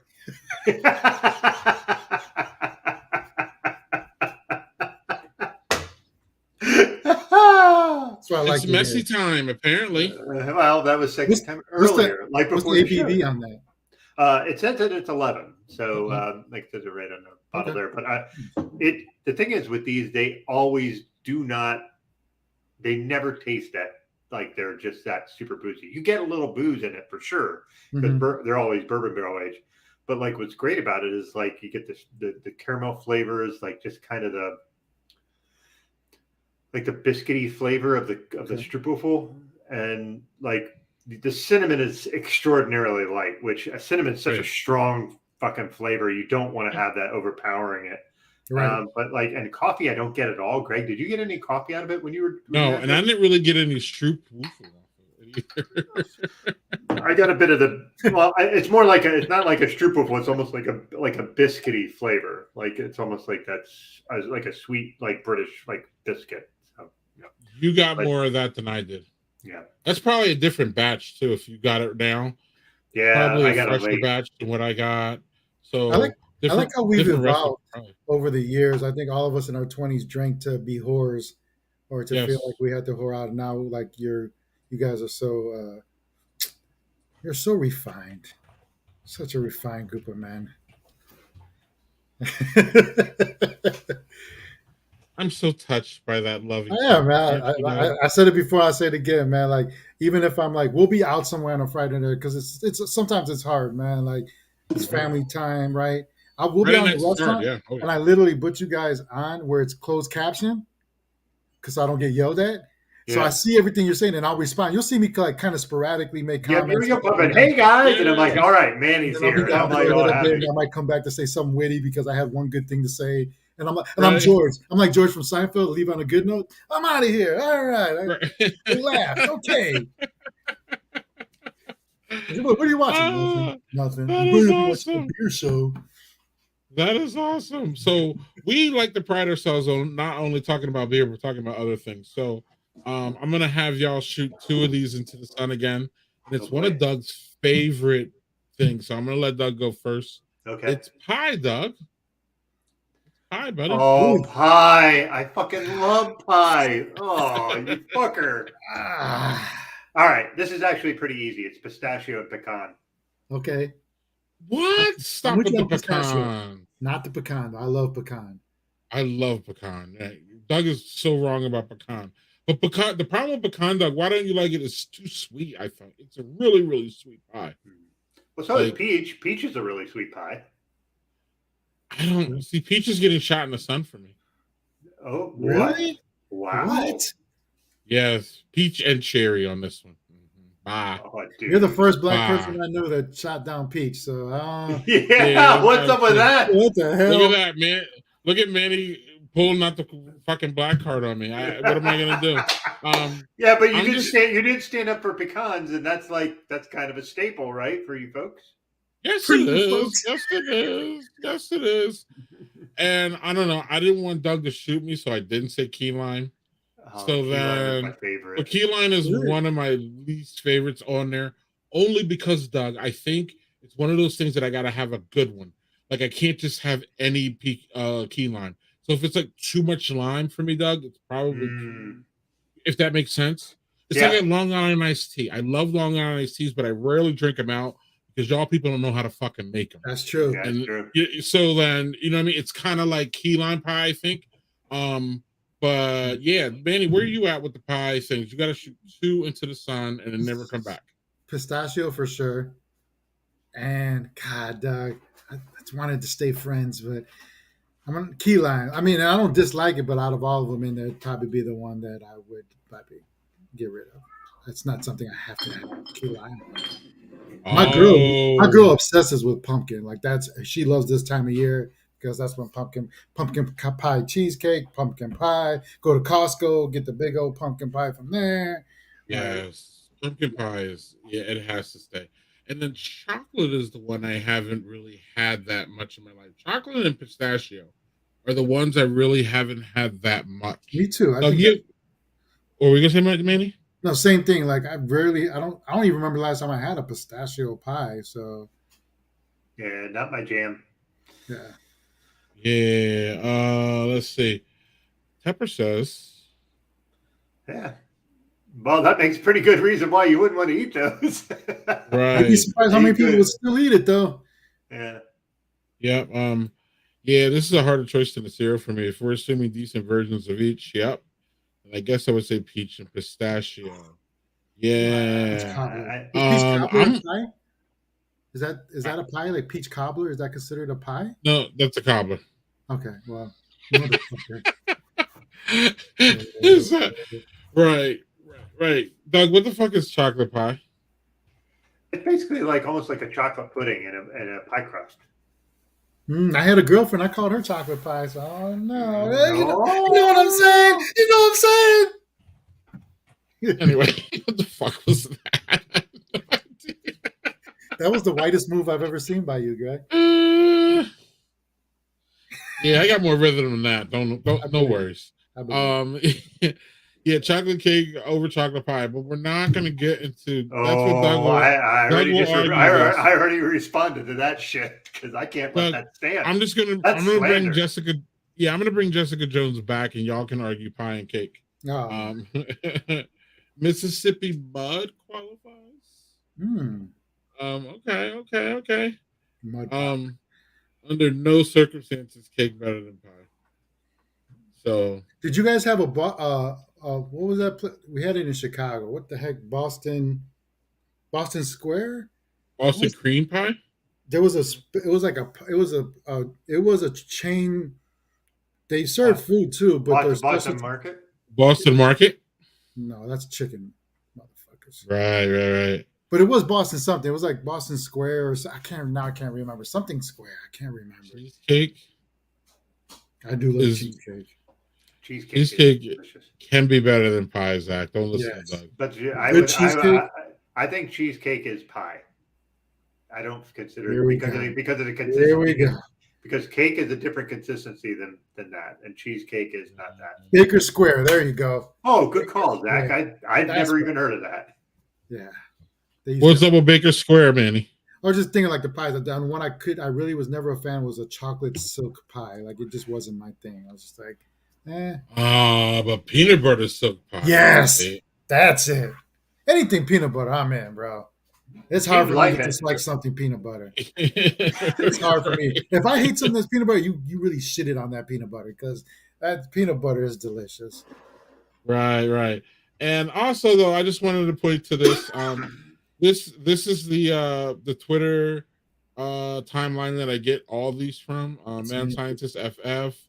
It's pretty fun. He has other things too. Doug and I can't get through all the things.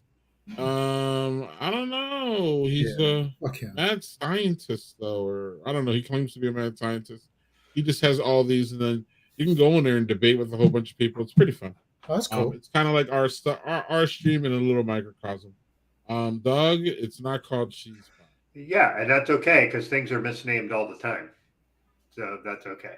You can call it cheesecake if that makes you feel better. It's still a pie. True. Like you can call Trump a human being, but is he? Right. No. And I'm gonna spring this on y'all right now.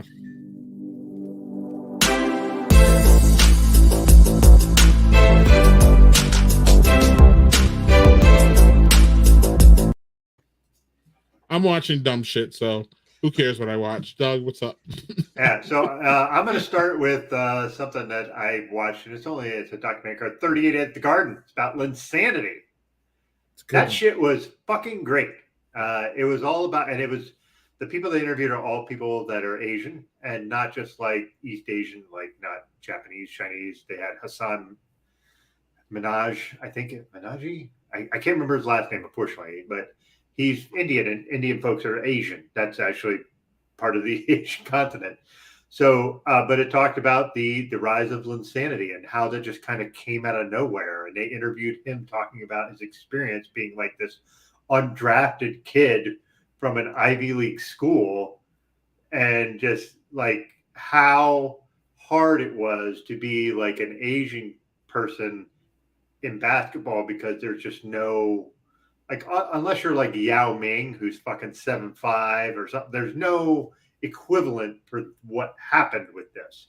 And the big thing was they did the whole game where he scored 38 against the Lakers and Kobe Bryant, when Kobe Bryant was like at the peak of his fucking powers, and just how Kobe like kind of dissed him before the game, and he just did this whole thing. It's so good. It's only like an hour long. If you like sports, if you like basketball, that's great. If you like reading folks that with like an up and coming story, it's really, really great. Really, really good. It's on HBO Max, obviously. So that's my recommendation. That's what I watched. I mean, I have another one I watched that Greg doesn't want me to talk about, so I'll keep it shut on that. The hell? Oh, I'll whisper it. Love is Blind season 3. Oh wow! Yeah, you should. It's a terrible show, and it's just fucking. It's like watching a train wreck. You just can't turn away. You know what I watch like that, and I've been religious with it every season, and it's on. There's like a season every damn 6 months. Is The Challenge on MTV? I'm addicted to it. Like, it's nothing. It's mindless crap. That's what this is for me. Love is Blind is mindless bullshit. I'm all in. Love is every season. Blind. I actually, on my birthday, my sister got me a happy birthday. What is those called? Cameo? Oh yeah, from Johnny Bananas. Johnny Bananas. It's like, dude, it was awesome. Like, I'm all in, bro. I'm all in on the challenge. Like, it's just, and one of the guys actually lives in Darnell. Darnell is one of the old folks. Yes. So he lives, I don't know, like 30 minutes from me.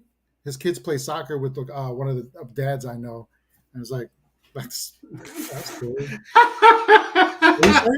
Go back to that comment, please. Well, I was gonna wait because I wanted to talk about the challenge quick, and then we can get to that other mess. Yeah. But Manny, actually, that's fucking hilarious because that's one of the shows I love the challenge too. That's why I said I got only dumb shit, so y'all don't want to hear my shit. And one of the dumb shit was the challenge, right? It's just those. What about the challenges? Is it's those interpersonal relationships that are developed over a bunch of years. Yeah. And people just dislike each other. And it's just funny how it all kind of morphs together. And then TJ is fucking hilarious about how he loves to just torture these people. Like, he literally gets enjoyment out of these people, like throwing their bodies around. You can tell. Like, man, you probably watched the challenge that was on CBS. You're talking about this challenge that's on MTV now. Yeah. So there's one on, they're spread out now. There's some on Paramount. Yeah. But the one on CBS, so they had this challenge where, like, you were doing trivia. You were up on this fucking tall ass building, and if you got a question wrong, TJ just hit this button and you would just fall the fuck out and like drop like 250 feet, and then like a parachute would come in and like, or it was one of those rappel things where like it, like a button. You were gonna splat on the ground at least, right? So TJ would ask you like questions like, so there are 4 states in America, starts with A. Give me them now. You would have to say Arizona, Alabama, Arkansas, Alaska. And then, like, you would miss the other one. And he was like, oh, sorry. Boom. And he would hit the button and we would, like, just drop the fuck out. So there's a little bit of like a torture aspect to it, but Absolutely. really those shows are really more about the interpersonal relationships, Manny. And like the one that's on MTV now, that shit goes back 20 fucking years at this point. Yeah. Yep, They that's bring been people around back for from all forever. these different years, yeah, and they have all these different interactions, and people have like got engaged with other people and broken up, like Yeah. Tori and Jordan, and Yeah. people have been friends, and people like have been to each other's weddings and shit. So it's just really it's really interesting too, man, because it's a show that you could actually just jump in and watch, not knowing anything that happened before. But it really helps to know those relationships, because that's comes down to like who sends people into the into Yeah, there's the a strategy behind it. oh, Sometimes it yeah, backfires, sometimes it like just. And then I love that in the middle of the game, like TJ will flip the whole script on them, like, and everything they yeah, thought they were doing right, right just ended up screwing the whole damn game up. correct, I'm correct. all in, man. I'm all in. Yeah, yeah. Is That's the Ride or Die this one season? Yes, Daniel. On MTV. Yeah, I think you might be able to get it on Paramount too, probably, because Paramount's the bigger MTV baby. yeah. Um, and then Doug wanted this shown, Love Is Blind, and my wife said yes, so I now know. Now I know it's shit. Oh, it is. I'm not saying this is a great show. It's just, like I said, it's a train wreck. You just fucking watching it to see what kind of fucking shit crashes into each other. Doug, Everything how doesn't many? have to be Einstein. Like, everything doesn't have to be like some thoughtful, Yeah. provocative show or movie. Like, Right. sometimes you just want to chill and watch something where you don't have to figure out who killed who and have to like go through the whole thought process of know what's Right. just that's it. It doesn't have to be heavy. Is what I No. like to say too. I like Like, those too, but it enough doesn't have heavy to be stuff. that. Yeah, Right, right. yeah. Doug and I always talk about this because I like shows that I can watch while I'm playing video games. So I'm not actually really watching the show, but it's on in the background, and like it's just weird. Doug, shut up. Okay. God damn it. Hey, I'm My not girl- shitting on you. I have a reason why that is not something I could do, and it's because I can't hear. Like, I'm partially deaf, so if So you something is can't hear on, both I can't have that because I can't while you're concentrate watching because something different. my brain is trying to fill in blanks with shit I miss. So, like, if you have it on in the background, I have to focus on what I'm talking about. Otherwise I miss too much. So It's not I have a matter- serious, I have a serious Yeah. question about that. Sorry. So, do you watch any? I'm just curious, like if you're watching a show that has, like let's say a Korean show, right? Yeah. And it's all the dialogue. Yeah. Is that because of your hearing? Is that harder for? I mean, even it's a stupid question because I understand that everybody's reading it no matter what. But like, Yeah. does that f with you at all? Like the shows like that? It does, depending on. It's going to sound weird. Hold on, I got a cough. But the weird thing is, it depends on the accent. Because actually, Asian shows do not do that to me. French shows do. French language is extraordinarily difficult for me to understand, and especially even if they're speaking English, there's the way they run syllables together and the way everything kind of condenses is really fucking difficult for me. Now, if it's something like where it's like German or Icelandic, that's not so hard because everything's staccato. There's a different because there's a cadence difference. It sounds so weird if you don't pay attention to it. It's something I hadn't really picked up on much until I got a little bit older and I realized how I was listening to things. And like now, when I watch anything, I watch everything with subtitles because my hearing's gotten worse. Like if I'm watching something like I watch House of the Dragon, there's a lot of whispery scenes in that show. I can't hear shit. Like I know they're talking and I can hear their voices, but I can't discern what they're saying. So like there's a whole bunch of me being like, okay, well now I have to watch this way. And it's just an adjustment. Like, yeah, I get what you're asking. It's a very good question. But it really depends on where the show is coming out of. Like if the folks are like, I watched Squid Game, for instance. Squid Game's a great show. I had to watch that all with subtitles because it's all in Korean. But I don't know Korean. So, but it doesn't distract me because I'm doing what everybody else is doing. I'm reading the dialogue. So like, yeah, that doesn't bother me too much. The only thing that does bother me is if I'm watching something, even if I can't watch shit that like, okay, this is originally done in Italian, but they're going to dub it over with English voices. That shit drives me fucking nuts because I can't. Like, if you're speaking your own language and I can match the sounds with your mouth, but I can read everything, that's okay. But if it's something where you're putting English dialogue over like something from another country that speaks a different language, I can't match it, and that's super distracting for me. So yeah. Well, and truth be told, I can't. No one can play a video game and watch a TV show at the same time. You can do it. I cannot. It doesn't work. No. It doesn't work that way. Like, I'm not actually watching the show. I'm playing the game. Like, it's one of these things that I get after my kids for. Like, they're like, well, I'm playing a video game and watching TV. You can't do. You don't have 4 eyes. You can't. It doesn't work that way. Like, it's a background nice, noise. Yeah. Well, even then, I still don't really actually. I'm watching the video game. Okay.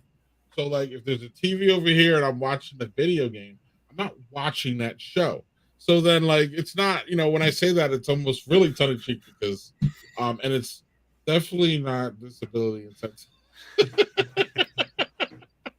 But I feel you. What were you gonna say, Manny? What was I You gonna had something to say in all this? We don't have to. Zach says that the best part about the challenge is that they all fucking get engaged and then cheat on each other. So I think I said it more eloquently. Yeah. But yeah, but that's pretty on point, right? It's pretty accurate. Right. Pretty accurate. Look at this though, Doug. He interviewed for the Real World. Wow. Dude, I would pay money to see Zach on TV like that. Zach's fucking hilarious. I would see Zach with Puck. Zach with Puck would have been awesome. Oh. Zach is, man, look, he's a nice guy and all that, and we love him on this stream, but there's a certain level of no nonsense with him, and that's what would be fucking hilarious in like a real world type setting, Doug. You know what I'm saying? Yeah. Zach's no nonsense. Like, there's certain things that Zach is just not going to go down for. And exactly, he like, can fuck sniff this. right, exactly. Or just his sarcasm is hard for people to grasp sometimes, and that would just be so sometimes oil and water to some people. It would just be fucking fascinating. Let's just make our own real world. We're all just going to a house. Oh, would it be funny to have like the Brothers and Booze house? Oh no. There you go. Right. All the characters that you have to be on, so we can like stick him and Aaron Govea. And don't put me with Aaron. Please don't do that. Oh, that would be Christy. That would be I would roommate. end up being Mini Me. Right. Do you remember that one? What's that? Mini Me? Who was the guy that played Mini Me? Oh yeah, Vern Troyer. I would have been I would have been him in the house, naked, peeing in the living room. Oh yeah, he got hammered and did that. Yeah. Yes, but we would have so many characters. We would have like Ariana, like she would be awesome. She would be awesome. Right. She would be awesome. The cast would be amazing, Doug. Mm-hmm. I think the best thing would be if we did something more like Big Brother. Right. That would be awesome. Right. Let's see here. And the problem is I get booted out really fast because people be whispering behind my back and I wouldn't hear any fucking thing and it would not be great. Yeah, and then you're also everybody likes Doug. If he gets to the end, he's gonna win. That is not true. I get hammered for fucking every opinion I have about food. But if it's a Big Brother group of our people, you would be one of the most likable ones, and we would have to get you out early, or you would eat us all up.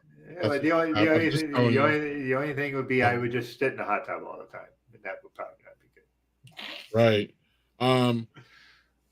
Zach's making ribs right now. Is it 400 for an hour? Yeah, please say you're doing it that Zach, because I want to hear that. Hey, JC, what's going on? Also, we have to comment. Daniel made a comment that he just fucking ordered food. So we've reached that point of the show where Daniel was ordering food at 11 o'clock at night in New York City. Thanks, Daniel, for bringing that shit. He just ordered a burger. Yeah, right. Kids play video or watching YouTube videos. Yes, yeah. That is. Are your kids mine? Manny, do you see that shit? Does like my kids do this? Did they do that where they have like a video playing where they're doing other shit? Oh yeah. Well, my kids are flat out banned from any kind of internet usage during the stream, Doug, because when we first started, they used to be doing this shit taking up all the bandwidth. And I had StreamYard telling me that like your connection's weak. So I told him to get off, and all of a sudden, by coincidence, my thing wasn't weak anymore. So JHD, yes. Wow. I put video game music on Twitch where I switch in and out. Okay. Doug, could you do that? Yeah, I mean, here's the thing. That's like see, for other people, like having that background thing, like my wife will watch shit that she's seen before and put on the background while she's working. And the problem is because it's a visual medium, I can't do that. Now I can listen to podcasts while I'm working, but it's not a visual component. The problem is with the visual component is where I get fucked up because I need to see what people are saying. Stop. He told the real world people that if someone was intolerant, I would hit them with a brick while they slept. Yeah, that would be illegal. That's pretty illegal. Yeah, but maybe that wasn't for me. Not off the subject, but I'm excited because tonight after this, I changed the time because I had. Oh yeah, let's go watch Black Adam. Oh, I'm on a podcast. Hold on, let me put it for a little bit later. So I'm excited to go see that tonight. I'm hoping. Awesome, dude! That's great. I'm hoping it's not the piece of crap that DC usually puts out. I have high hopes for this. I've heard some that kind of mediocre reviews, not like shitting on it, but also more like it's fun, but it's just okay. Like that's the problem with DC, man. But that's the thing is like, but DC still made the very best superhero movie ever, and it's Watchmen, The Dark Knight. Oh. I was laughing because which one? You talking about Christian Bale? Yeah. The second best ever. That's the best. That's the best superhero movie, and now that has been contended by. I respect it. I would say Black Panther is also in that conversation. I respect it. For me, I don't know if it's for me. I think Watchmen for me.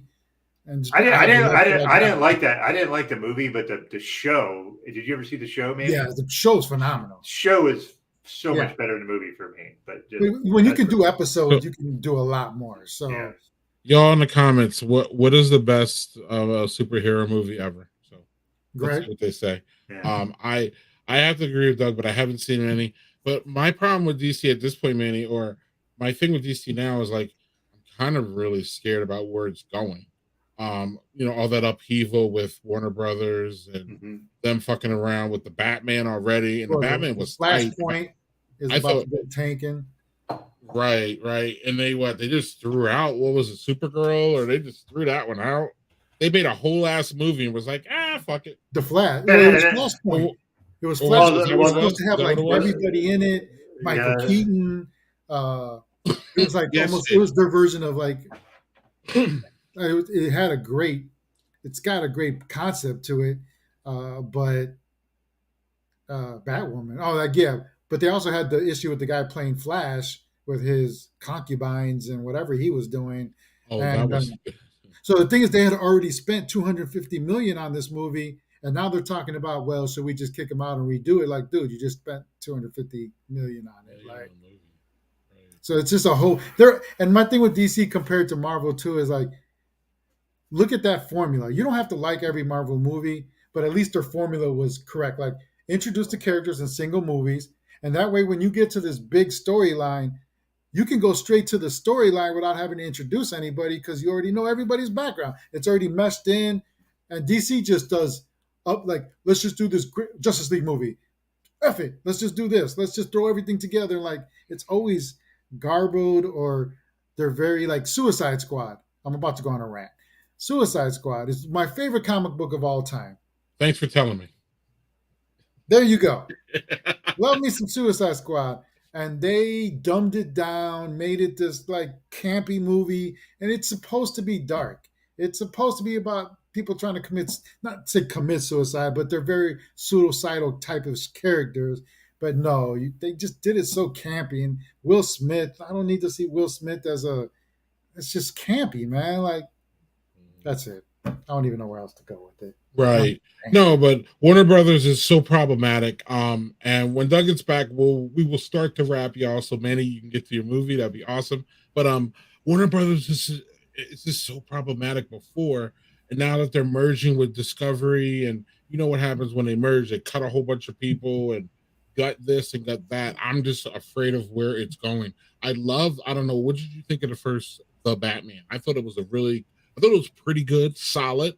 I wasn't like happy with it, but Manny, if you advertise to me that you're gonna have a trilogy, I'm going to kind of wait until that trilogy comes together before I really rate all the movies. Absolutely. You know what I'm saying? Because it's a build up, right? It's a right. build So the up. first Batman is really like the first edition. So like you can take it and rate it as a movie itself, but ultimately it really may age like fine wine if y'all add the two. My example to that is the Amazing Spider-Man, where they had two movies and then the third one got completely scrapped. So now you're left with two movies that when you look at them now, it seems like it's disjointed and it seems like it's not finished. Like, Yeah. and it wasn't. So then that second movie really comes off trashy, in my personal opinion. And it could have come off better if y'all would have put the three together. Absolutely. So, Absolutely. that's where, you know what I mean? So, like, that's where I'm like, I'm afraid for the Batman because I think they may just completely fuck this all up. And then that was just going to be left like swinging in the wind. Whereas the Dark Knight at least had their 3 series, and they were able to tell their story, wrap it up, and then clowns like Doug and I could come back and say that the second one's the best movie ever. So, you know what I'm saying? Because again, it was a full thing. Yeah. So, It's a full experience. Right. Whereas everybody looks at the third set of Spider-Man movies, they look at them more fondly than they do the other ones that came before it. And partially is because, in my opinion, the Amazing Spider-Man series had the potential to be really, really good, but y'all fucked up for whatever reason. I heard the actor was an idiot, so they cut the fucking third movie or whatever. But the point is that it wasn't able to finish, so that's why it sucked. So, Doug, we're going to wrap kind of soon, so we can let Manny go to see the movie, and I'm excited to hear about it. I'll definitely let you guys know. Yeah. So, Doug, anything that we haven't talked about? Actually, I thought we talked more cereal this time than we did the last time, Doug. Probably. So that's good. That means we're getting better, Doug. I'm just, it's rare, but we're Sometime aging in the like. late future. I would love to come on as just we can talk serious, man. I actually would like to do a show where we talk hip hop with you. I'm down. That I'm absolutely down. Because the problem is you are like here's all this new music stuff, and I'm like not in that because my hip hop tastes are old because I'm an old white guy. So it's like I to me that is something that I you can still listen to new shit being an old white guy. Dude, there's young kids out there who keep up that tradition though. That's like true. There's some phenomenal new stuff that's like okay. I agree with this guy. I agree with Manny. Doug, you don't do the Spotify, but I highly recommend the Spotify new releases that comes out every Friday. I usually sift through there, and if I see an artist that I like, I usually sift through there, and I also sift through there. If you got like a lot of hits, I'm like, why is everybody listening to this? Mm-hmm. And then I hit that, and then I'm like, oh damn, I actually like. I don't know why his name came up, but I do it every but I don't like him. The Baby. I don't like The Baby. Yeah. But my point is that he's all, he shows up and I'm like, oh, let me listen to The Baby. And I'm like, oh, this song's pretty decent. Okay. Or, oh, this song is right. So, or Doug, I'm a real sucker for, like, I just feel that like, we'll do this music thing and then we'll jump off. But, as far as music goes, Doug, I still feel like I'm young in this area. So I still explore shit that like I wouldn't normally. So my example is last night Taylor Swift dropped Midnights, and then she dropped 3 a.m.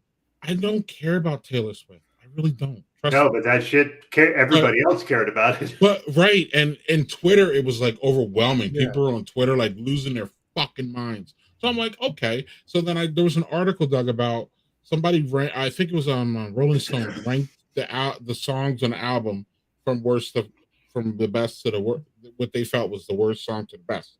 So I was like, all right, I'm gonna listen to the ones that they say the best, I'm gonna listen to them. Right. And there's a couple bangers in there, but then my kids, I wake up this morning, my kids at the breakfast table were talking about Taylor Swift. And it was just something I could just easily like mesh in. Like they don't like Taylor Swift, but they were gonna talk about it because it was trending on Twitter, and that's what teenagers talk about. So it's it ultimately ends up, Manny, as something that I could connect with my kids that I normally wouldn't. Like my kids know Little Yachty, and I'm like, "Who's Little Yachty?" And then they send me a song, and I'm like, "Oh, this is pretty good. Okay, cool." Like, so that's the way I feel that I stay a little bit young, Manny. Finding, because it can be intimidating, because we should talk about this when you come back. But we have to find music found us before, and I think Doug and I talked about this before a couple times on the stream. But now we have to find music. It's a different relationship. You almost have to be intentional about finding new music. That's what I do. Right, and that's why I love our hip hop dads group, where Manny every once in a while, Manny's in there like, "Hey, new music drop! Look at this shit!" And I'm like, "Damn, okay, I didn't even know." Yeah, and you're listening to like 5 different albums. Like, one, right? Where are you finding the time? Because my problem is what I listen to is like audiobooks and podcasts. So like, I don't listen to music a lot. When I do, I find myself coming to comfort zones of like shitty 80s music, house music, or old rap, and those are like my 3 like comfort zones, so I tend to go into those. So I appreciate you doing that. I just wish I would like actually take the time to actually listen to shit you post. Thursday night at 9 p.m. I know everything drops. I'll go through the list of the new stuff that comes out. I first scan through to see if there's anybody I recognize as a guest appearance. And then where do you go for that? Huh? I use Apple. Okay, so through iTunes. Yeah, iTunes, yeah. And then I'll give every album a 3-song listen. I'll pick 3 random songs from every album and at least listen to those 3 songs. And if I like those 3, then I will listen to the whole album.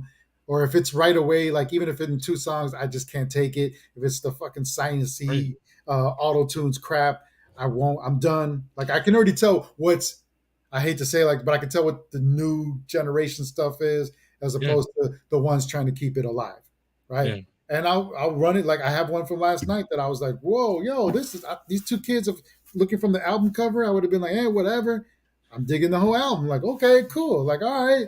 So that's how I do it. I don't necessarily get to all of them. Sometimes I'll be like, let me just put them on the page, and if somebody listens to them, cool. But most of the time, I do try to get through most of them. So. Wow, yeah, I mean, cool. I tend to, if I'm going to look for new stuff, I tend to look into funk and stuff like that. So, like, that's the thing is, I will go into something like that. But But the thing is but I want to do shit where I'm trying to not just listen to the same shit I always listen to, because I know all that stuff, and it's a weird thing, like. It's going to sound a little existential, but the idea of like, you have a little bit of time on this planet, so you want to be able to listen to new shit and find new things. And it's not just like, I'm going to go to this place, I'm going to try this restaurant, like I'm going to sample this drink. It's about music. It's about art. It's about books. It's movies. It's about how everything makes you feel, right? Yeah, it's about how everything makes you feel, man. Yeah. How are you going to find what you like if you don't fucking look? So, Manny, anything that you want to plug, anything that we missed that you want to say before we let you roll on to Black Adam? Black Adam. No, I mean, I said it last time, I'll say it again. I appreciate you, brothers, right? I love you guys. I hope that at some point, now that the thing that would be named nameless of whatever kept us away from all our people, right? We can travel now. So when I get back out to the Midwest, my intention is to catch up with you guys at some point. Yep. So I have a full intention of that at some point. Oh my God, same with you. And you're Northern California, right, Manny? Yeah, I'm in Sacramento. Okay. I'm in Sacramento. Okay. Sean Singleton area, by the way. Yes. Yeah, man. We got so many people in that area, Doug. How many people we got? We got Santiago. We got Lauren Yee. Yeah, we got a whole bunch of folks. We got a whole bunch of folks there. You seem to migrate to either Texas or Florida or Cali a lot. So Santiago would be one we would have to boot off of fucking Big Brother #1. Though, actually, now that I think about it. He's dangerous. He's good, but he's fucking smart. And he's a fucking right. He's the whole package. So like we'd have to get him off of it. But anyway, we're gonna do this, dog. I don't give a fuck what you say. No. Andy, thank you, buddy. Thank you, man. We'll let you go, buddy. It's been fun. It's always a great time. Yeah. And again, have fun tonight at the movies. Let us know what's going on. All right. Yeah, And we let, should let talk us to know you how that early. is. We should talk to you early next year. We could just do a full Yep. hip hop show. Maybe we can grab Jeff Tepper. We've been trying to get this motherfucker on the stream. Let's do it. Started actually. Since it started. So maybe one of these years we can wrangle him. But thank you, Manny. Thanks, Thank guys. you, Manny. Love Have a y'all. great time, man. Love you, man. Take care of Cheers. yourself. Peace. So I assume, Mandy's leaving. I assume he's not going to stick around for post production, Doug. So we're not going to rush to post production. But what we will do, Doug, if you don't mind, is we'll talk about your project coming up here that I'm kind of excited about, and everybody should know about it. But if you don't, you're about to, yo. It's Yes. So some of you folks may know that Renee Pickup, who is has been an occasional co-host for us, and I knew her before we even started this show, and we are going to do something called the Cult Bar, where basically once a month we talk about a cult, and it's going to be live, so it's not like a podcast where most of these are done at podcast style.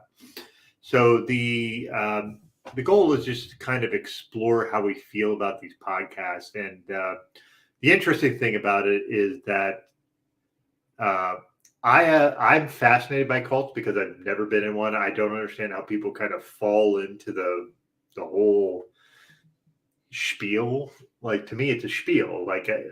But my co-host Renee has been in a cult, so she can speak to the idea of how that works. And Renee is brilliant. She is not a dumb person by any stretch.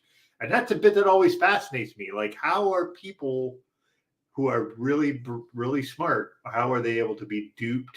And I look at it as being duped into a cult. What are the details, buddy? When does it start? Yeah, no, it's okay. So November 5th is our first episode. That's going to be where we talk about something called Since. What's that? It's a Wednesday, y'all. It's a Wednesday. So first Wednesday of every month. That's going to be and I'm going to put it in the graphic. We haven't done that.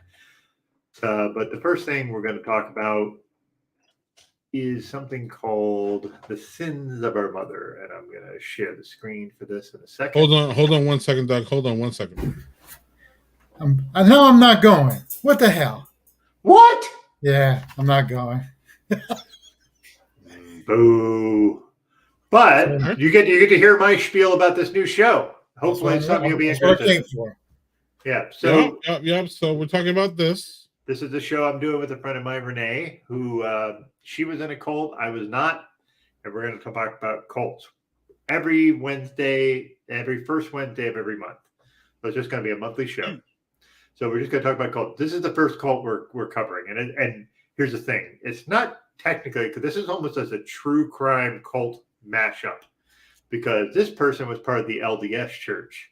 And that is where she got into the cult level. Okay.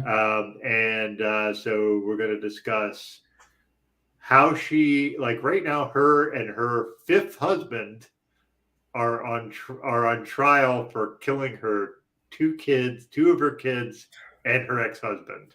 Wow. And just how the cult aspect of it led it to this space. So it's going to be super interesting. Like, this is the first one we're going to do because it's pretty recent. A lot of people talk about it. It's only a 3-episode show on Netflix. Like, literally, you could be done with it in 3 hours if you can binge stuff. Okay. So, but the November 5th is the first episode we're going to do. That is the first Wednesday of November, and so we're going to be doing that. I am super looking forward to this. I'm fascinated by cults. For me, I just don't understand how people get to a point where they're in it. That's the best part. I mean, I just want to say it's the best part, but like, I'm the same way. Like, I literally, not cult wise, but like the whole Columbine thing, I went through all their transcripts and read them. Like, and it was just fascinating to me, like the way they planned it out, how intricate it was, like what they did to distract. Like, and I'm not trying to glorify it, obviously, but it's just what psychologically puts you to these points. Yeah. No return of this type of Like, and I feel bad because I got there's got to be trauma there, right? Like, just Oh, for sure. so I mean, there's a sympathy to it too. Like, as much as you want to be like, oh, you fucking you're crazy. I can't believe you did that. But it's like, yeah, but there's steps to get to that. Nobody is just born Yeah. like that for the most Yeah. part. So it's like, yeah, it's just fascinating, man. Yeah, that's a part is that and the thing is we want to do a live show because we want people commenting like we do here where we can interact because like if I do a podcast, like there's fucking 50,000 podcasts about cults. That's not original, but Renee and I can actually interact with folks talking real time about it. And that's going to be fucking fun. That's awesome. I'm looking forward to that. I'm there. Yeah, So y'all need to jump on 2 Wednesdays, I believe it is now. Coming up. And we're also going to have a cult bar takeover here on Brothers and Booze, where the cult bar is going to take over, and I will be behind the scenes. I will make an appearance, but Renee and Doug are going to show y'all what a real cult bar stream looks like. Yep. So that's going to be December 2nd. So it's going to be right before the second one happens. Yep. Second episode. So y'all will get a first-hand look at it, and y'all will decide whether it's cool. To me, it's creepy, fascinating. What the fuck are y'all? Yeah, we're still here. But I tried to start a cult myself one time, but apparently we're here, JC, because we are all kind of a cult. So Doug, I'm looking forward to your next adventure. Like I said, I loved your podcast. Hey, by the way, you were the one that suggested this, Greg. You were the one that's like, you guys should do this show. And Renee and I were like, fucking yes. And then we're like, yeah, let's. So Renee and I have been talking offline, and it's going to be great. Only because, like, I am really fuckable live, Greg. Zach, thank you for that. I appreciate that, man. Okay. If there's ever a Brothers and Booze award show, Zach has already won comment of the year, and I mean that with all due respect to all of y'all. We have some great commenters. Whether we have one sitting right here, we have Jade, Manny bringing the heat. We have Lauren Yee. We have so many good ones. But Zach, I have to give you credit, bro. You come up with the bangers, man. I honestly want to get a plane ticket right now and just go hang with him, not just because he's fuckable. Like, right. Hey, I'm also very cuddleable, if that's a word. I'm good at cuddling. Oh, look at that. So, Doug, any chance y'all gonna do old ones like this? Is this still Leah here? For sure. Now the problem is Jim Jones, which Renee and I always talk about. That is not going to be a singular episode. That is too vast and big. That is something we're going to have to cover in multiple episodes. Like the Jim Jones cult thing, that is massive. So, and Waco is going to be interesting. We're not just going to concentrate on those kind of things either. One of the ones we're going to do is we're going to talk about the Teal Swan wellness cult. Like there's a show on Hulu, if you have Hulu, Manny, where it's called The Deep End, and it's like a 4-episode show, and she is a cult leader of the wellness movement. It is fucked up, like really fucked up. Okay. So it's worth a watch. Each episode's like an hour. What about the Catholic Church? Where's that cult show? Oh, well, yeah, we might get to that, but that'll be down the road because that thing will take like 5 episodes because the Catholic Church has been around for fucking thousands of years. So that's going to be a really hard one to do. We're going to start in 200 BC. Yeah. So, and it'd also be cool too because you have a subject, Doug, and then there'll be supplements to that, meaning like, so y'all be able to talk about Waco and then y'all be able to say, hey, look, there's a documentary that that both Renee and I watched, or there's a book that both Renee and I read to give us some history on it. So you'll be able to a lot of these things have like media document that people could also enhance their, they could see y'all on there and then they can go and watch a 3-part series on Netflix if they want. Yeah, that's the thing is I want to one of the big ones I want to talk about is Nexium, which is which HBO as a whole first season, and they just opened a second season called The Vow, which is it is a sex trafficking cult, and it is just fucking nuts. Like, all of them are fucking nuts in a certain way. Now, listen, I'm saying fucking nuts, and I do not want to insult people who have mental health issues. That's not what I mean. If you have mental health issues, you're seeking treatment, or you're trying to get better, you're doing whatever you can, that's great. These people are like, took their mental illness or whatever they thought and just took it to the extremes, like, fuck it, I'm pushing it as far as I fucking can. And yeah, the Nexium one just like initially it sounds almost like this really kind of, oh, fuck society, you can be this whole thing. And then you realize, oh, that was just like to pull you in. And then when they pull you in, they fucking just completely fuck with your brain. So yeah, it's just going to be a fun show to do because I want to explore those bits. So That's awesome. I'm looking forward to that, man. Yeah. All right. So the Cold Bar starts in 2 weeks. First Wednesday of every month at 9 p.m. Eastern, 8 p.m. Central, I believe. Right, Doug? Yep. Cold 6 Bar. p.m. Pacific if you're out in the West Coast. So yeah, join. Literally, the whole thing says join us because we want to hear your comments and we want to hear what you say and what you think because, like, listen, we're two people who really are fascinated by this topic, but we want other people to chime in and talk about what they think of these weird ass fucking things that, like, to us might seem like this is really nuts, but other people might think, yeah, I can see where they got that. I can see where they got to that point. And listen, whether you think it's nuts, whether you think I could see it, whatever, comment and talk to us because we'll that's what we want to hear. We want interaction. I'm not gonna lie. I'm gonna listen to get some pointers on how to start one. So that's why I'm gonna be there. Yeah, well, it's going to be fun. Yeah, I want one where people funnel me money, Manny. That's what's up. Right. It's a good one. So then December 2nd, on Friday, December 2nd, we have the Cold Bar takeover here at Brothers and Blues. So it's not going to look like a regular stream. Already forewarned you. And then the week after that is December 7th, where it'll be your second show, Doug. So I just wanted to thoroughly plug that before we go on here. Manny has joined us back. You're not going. It was a late development. Black Adam has been canceled for tonight. That's a shame, but they're always trying to cancel everything black, Greg. I'm sick of it. I feel I got it. Right. My nephew's staying with us, and so she loves him to death. She's like, "Can we just go another day?" I'm like, "That's fine. That's fine." Yeah, that's the thing that I was talking about, Zach. That's Nexium. Okay. Oh, that's a good one. Yes. Yeah. So that's the whole thing. That show is just it's called The Vow on HBO. I implore you to watch it. It is fascinating. It is to watch. So good. I have a guest on with the same last name as the cultist, so Jessica Jones can come on for Jim. Yeah, well, unfortunately, that's not going to work. that would be fun though if Jessica Jones knew about Jim Jones and wanted to talk about it. That shit would be hilarious. Like, he might be on to something. All right. Well, Manny. I didn't think you were going to come back. Let's do one more thing, and then we'll probably still get out of here because we've still been here for a bit. But we have talk post-production, so you can hang out afterwards. But right now we're going to talk donuts, Doug. Oh, donuts! Jesus Christ, this is like my favorite fucking breakfast thingy ever. So we have you only can keep 2 of them.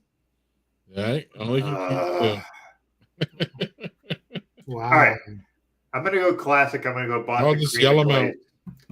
Boston cream and glazed. And glazed. Oh, wow. Wow. I would, yeah. What's up, Manny? I mean, first, any donut that looks like a clenched butthole is out. Original. So, no. I'm going to go with Boston cream. I love a good Boston cream donut.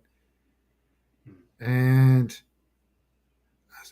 I'm going to go with the Cinnabon, man. Like, I love me. I don't know if that a donut. It's Cinnabon. Yeah, I thought you were gonna say that. I don't remember seeing many of those. I don't know. Is that a donut though? I was gonna say that. Is that a donut? An apple fritter? No, even that's not a donut. The cinnamon bun. I love an apple fritter. No, that too. Though. No, but that's not a donut to me. No. Like I don't think apple fritters are donuts either. No, I agree. I don't think those are donuts. No, and then where the fuck is the vanilla iced motherfuckers? Where is it? He stops and he collaborates and listens. That's where Vanilla Ice is. That's the way to go out. That's No, the way to go out. He gets kicked off for that shit. You're welcome. End scene. Man, no, Vanilla Ice was my favorite, man. Was Not it? that goof. But My daughter loves donuts. That's her oh other man. favorite. Yeah. So I'm gonna do strawberry ice, then I'm gonna do Strawberry Man, they don't even have vanilla cream. Well, I want to do vanilla ice, Doug, and they don't have it. It's just a simple vanilla ice. It's simple. I like the cereal. Cereal I'm- donuts are hands down. I love it. I'm going to give you one Yeah. that's underrated. There's the jelly. You have the jelly filled. It's like the powdered donut that's filled, but it's filled with lemon. Yes. Lemon yes. custard. Those are That- good. I want vanilla cream in that one. Yeah. I can take care of that for you. Hey, more for you. No. Manny's going to give you some vanilla cream. Greg. I got you, Craig. I'm about to cancel both y'all motherfuckers. Fuck. No, but I thought that this graphic was the wackest one I've seen. Again, I didn't see my vanilla ice. I didn't see my vanilla cream. It's a butthole fucking donut. What the fuck is I the see original apple plane? fritter. Who makes an original Yeah. plane that looks like a sphincter? Like, Yeah. come on, Right, man. and isn't that original plane those stupid cake ones? Yes. Like I hate Yeah, those I hate cake those. ones. Oh my god, I hate those. That's like it's a donut. It's not a cake, motherfucker.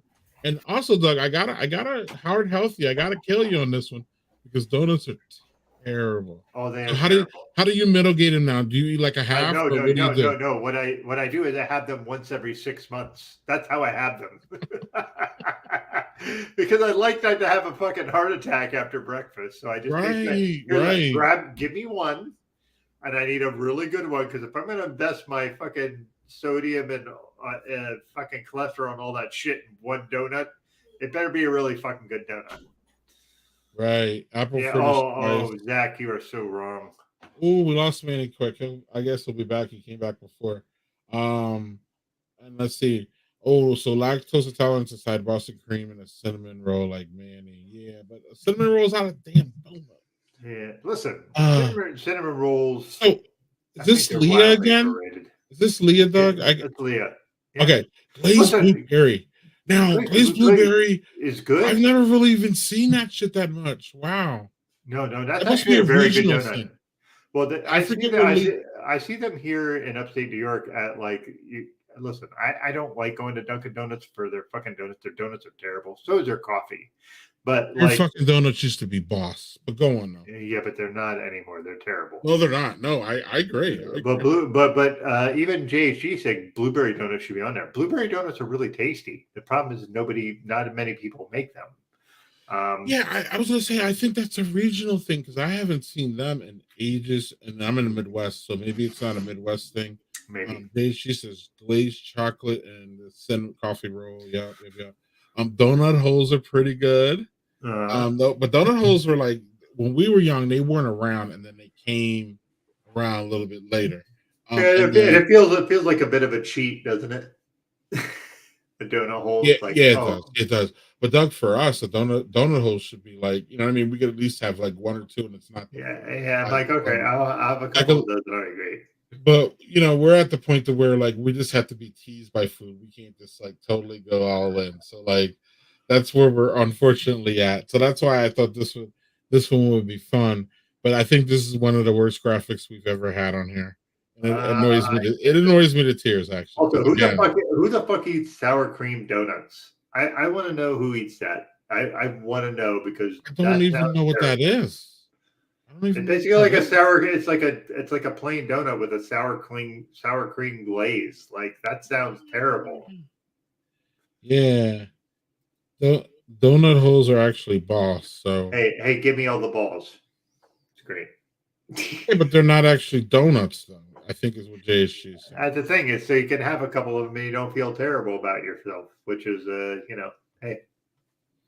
and it doesn't actually taste like sour cream. So I would suspect that sour cream is like mixed into the dough and the batter, I guess, and it gives it probably. Yeah, but I still listen. I'm not a giant sour cream fan. I'm not a person that even so. Like if I get burritos or something, I never dip that shit in sour cream. Keep that shit away from me. Give me the salsa. I'm good. I'm not a Gotcha. sour cream person. So The only thing I put sour cream in is mashed potatoes.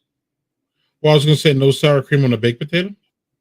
No butter, straight butter. Oh, Leah says it keeps them from being dry to sour cream. Oh, well, great. It's But like I'm mixed just in, but yeah. no. I said sour cream donuts, Zach, not salad cream donuts. Jesus Christ. He was glazing his ribs.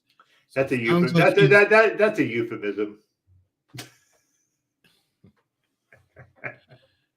chocolate salty. Chocolate salty balls. So Bring on Chef from South Park. all right, Doug. We have this.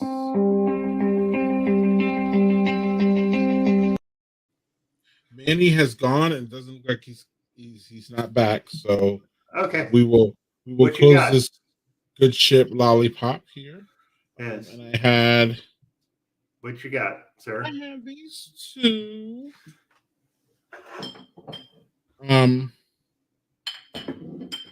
and I had a third loaded up, but I never got to it because I was enthralled by our guest. Yes. But I would have to say that the Oktoberfest one was my least favorite out of the two. But Oktoberfest is what it is. It's not really going to be a big standout beer. It's not going to be, you know what I mean? You know what you get out of it. Just produce a good one. We're not looking for you to be, fireworks in the sky and orgasm like love or any of that shit. You're not going to blow us away. Just execute it. And it was just executed. So that was good. And I really like that rye IPA that you sent me. And it's been a while since you gave me that beer, and it's been a while since you bought it. But the hops still at least held up for the Oh, that's most good. part. Yeah, and the rye came through, and it's refreshing as hell. And I'm a hophead, so I enjoyed it. So I had two really enjoyable beers tonight, and I didn't have chocolate salty balls. I need to get that off Chocolate my salty balls. screen here. Daniel. Sorry. No, That that's song's in my Daniel's head. fault. Yeah. What's going on with you, man? All right. So I ended up having 4 beers because of what I didn't really announce. So this was actually my least favorite. It was the 2-year-old Warlock because it didn't have the same flavor profile as Warlock. It was an experiment. I wanted to see how it aged. It aged fine. It's not a bad beer. It's just like the pumpkin flavor kind of completely fell off. So it was basically like a grand stout with some nutmeg. But the fresh one was really good. Warlock is a very good pumpkin beer because it's not just a fucking pumpkin bomb. It's a little pumpkin, it's a little nutmeg, a little spice. It's grand stout. So, yeah, that was good. And then one I didn't talk about on the show while I had it was the Nitro Creme Brulee from Southern Tier. Oh, which I really adore. This is a good, like creme. Greg, you and I both love the creme brulee stout. This is their nitro version, which you love that shit. Yeah, so they put it out the last 2 years in a row, but it's just very creamy and good and creme brulee. It feels like a dessert in a can or a glass. So very good. Highly recommended by both of us. Yep. Yeah, very, very much so. However, this was better. This was the Stroopwafel Dragon's Milk. Like at first, I didn't think you liked it. No, I really, really, really like this beer. I'm glad I had 2 more of these. That's how happy I am. I gave my wife one. You bought a 3-pack, right? So you have 3, but you're Asian. No. I got a 4-pack. So my wife had one. I had this one. Oh, I had okay, 2 left.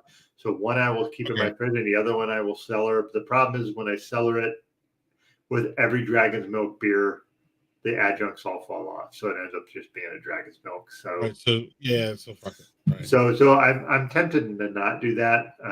Like I have a 3-year-old Dragon's Milk in my cellar fridge that I am like, And because it's a variant, it's not like the regular dragon's milk. I'm just like kind of hesitant to drink it because I know it's just going to be a dragon's milk. But it's been sitting in there for 3 years, so I probably have to open it. But yeah, it was a good night for beer. Like I really enjoyed this. I enjoyed our guests. I enjoyed talking about everything. So yeah, Greg, what the fuck is that face? Because I just saw who's next week's guest is. What's that? I just saw who next week's guest is. Who's next week's guest? Well, Can you share it with us? Do it. Yeah. Do it, please. I didn't. So I looked at on our calendar. We put the people's real names on it. So I looked at the name and I'm like, okay, first of all, I didn't book this lady. And second of all, who the hell is this? So then I saw that you put in parentheses. You see it now, right? I'm going to the calendar right now. Give me a second. I think I know who you're talking about. Okay. Oh yeah. Oh yeah. Let's do this. Let's talk about who it is because this is going to be a great fucking show.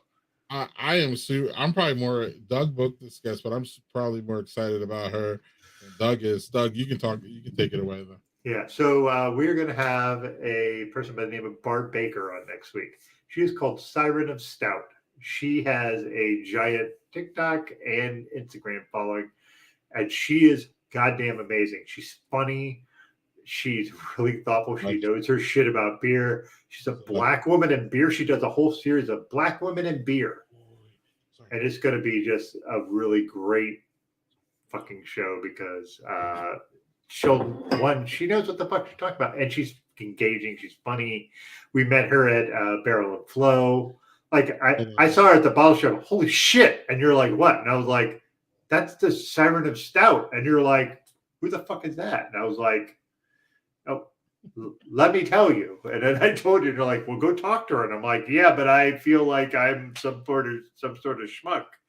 Yes, Barb Baker. So this is going to be great. She's a beer connoisseur. She does a lot of different stuff, but she does some things like if you follow her TikTok or Instagram feed, she does these thing called Siren Stories, where she talks about her experiences as a black woman in beer or just as a black woman in life.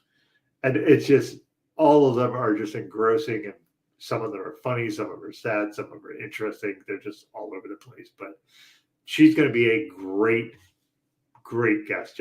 Just you talk to her, you know how she is. She's engaging as fuck. You're going to really enjoy it. I was thoroughly enthralled by everything. Like she was talking, and I was just like, yeah. And you're around this for a long ass time.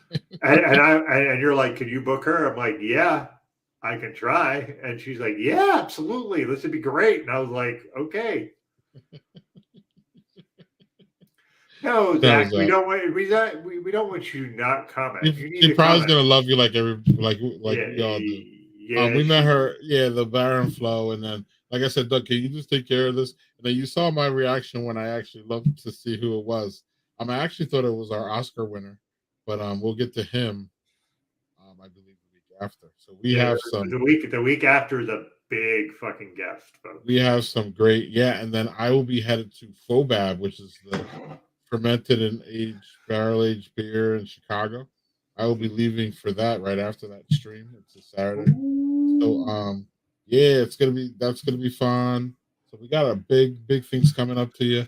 Y'all probably saw that my crew here was taking down my stuff here because I told them that we'll be wrapping soon. But I totally forgot who next week is. So next week is another fantastic guest, y'all. You can thank Doug for that.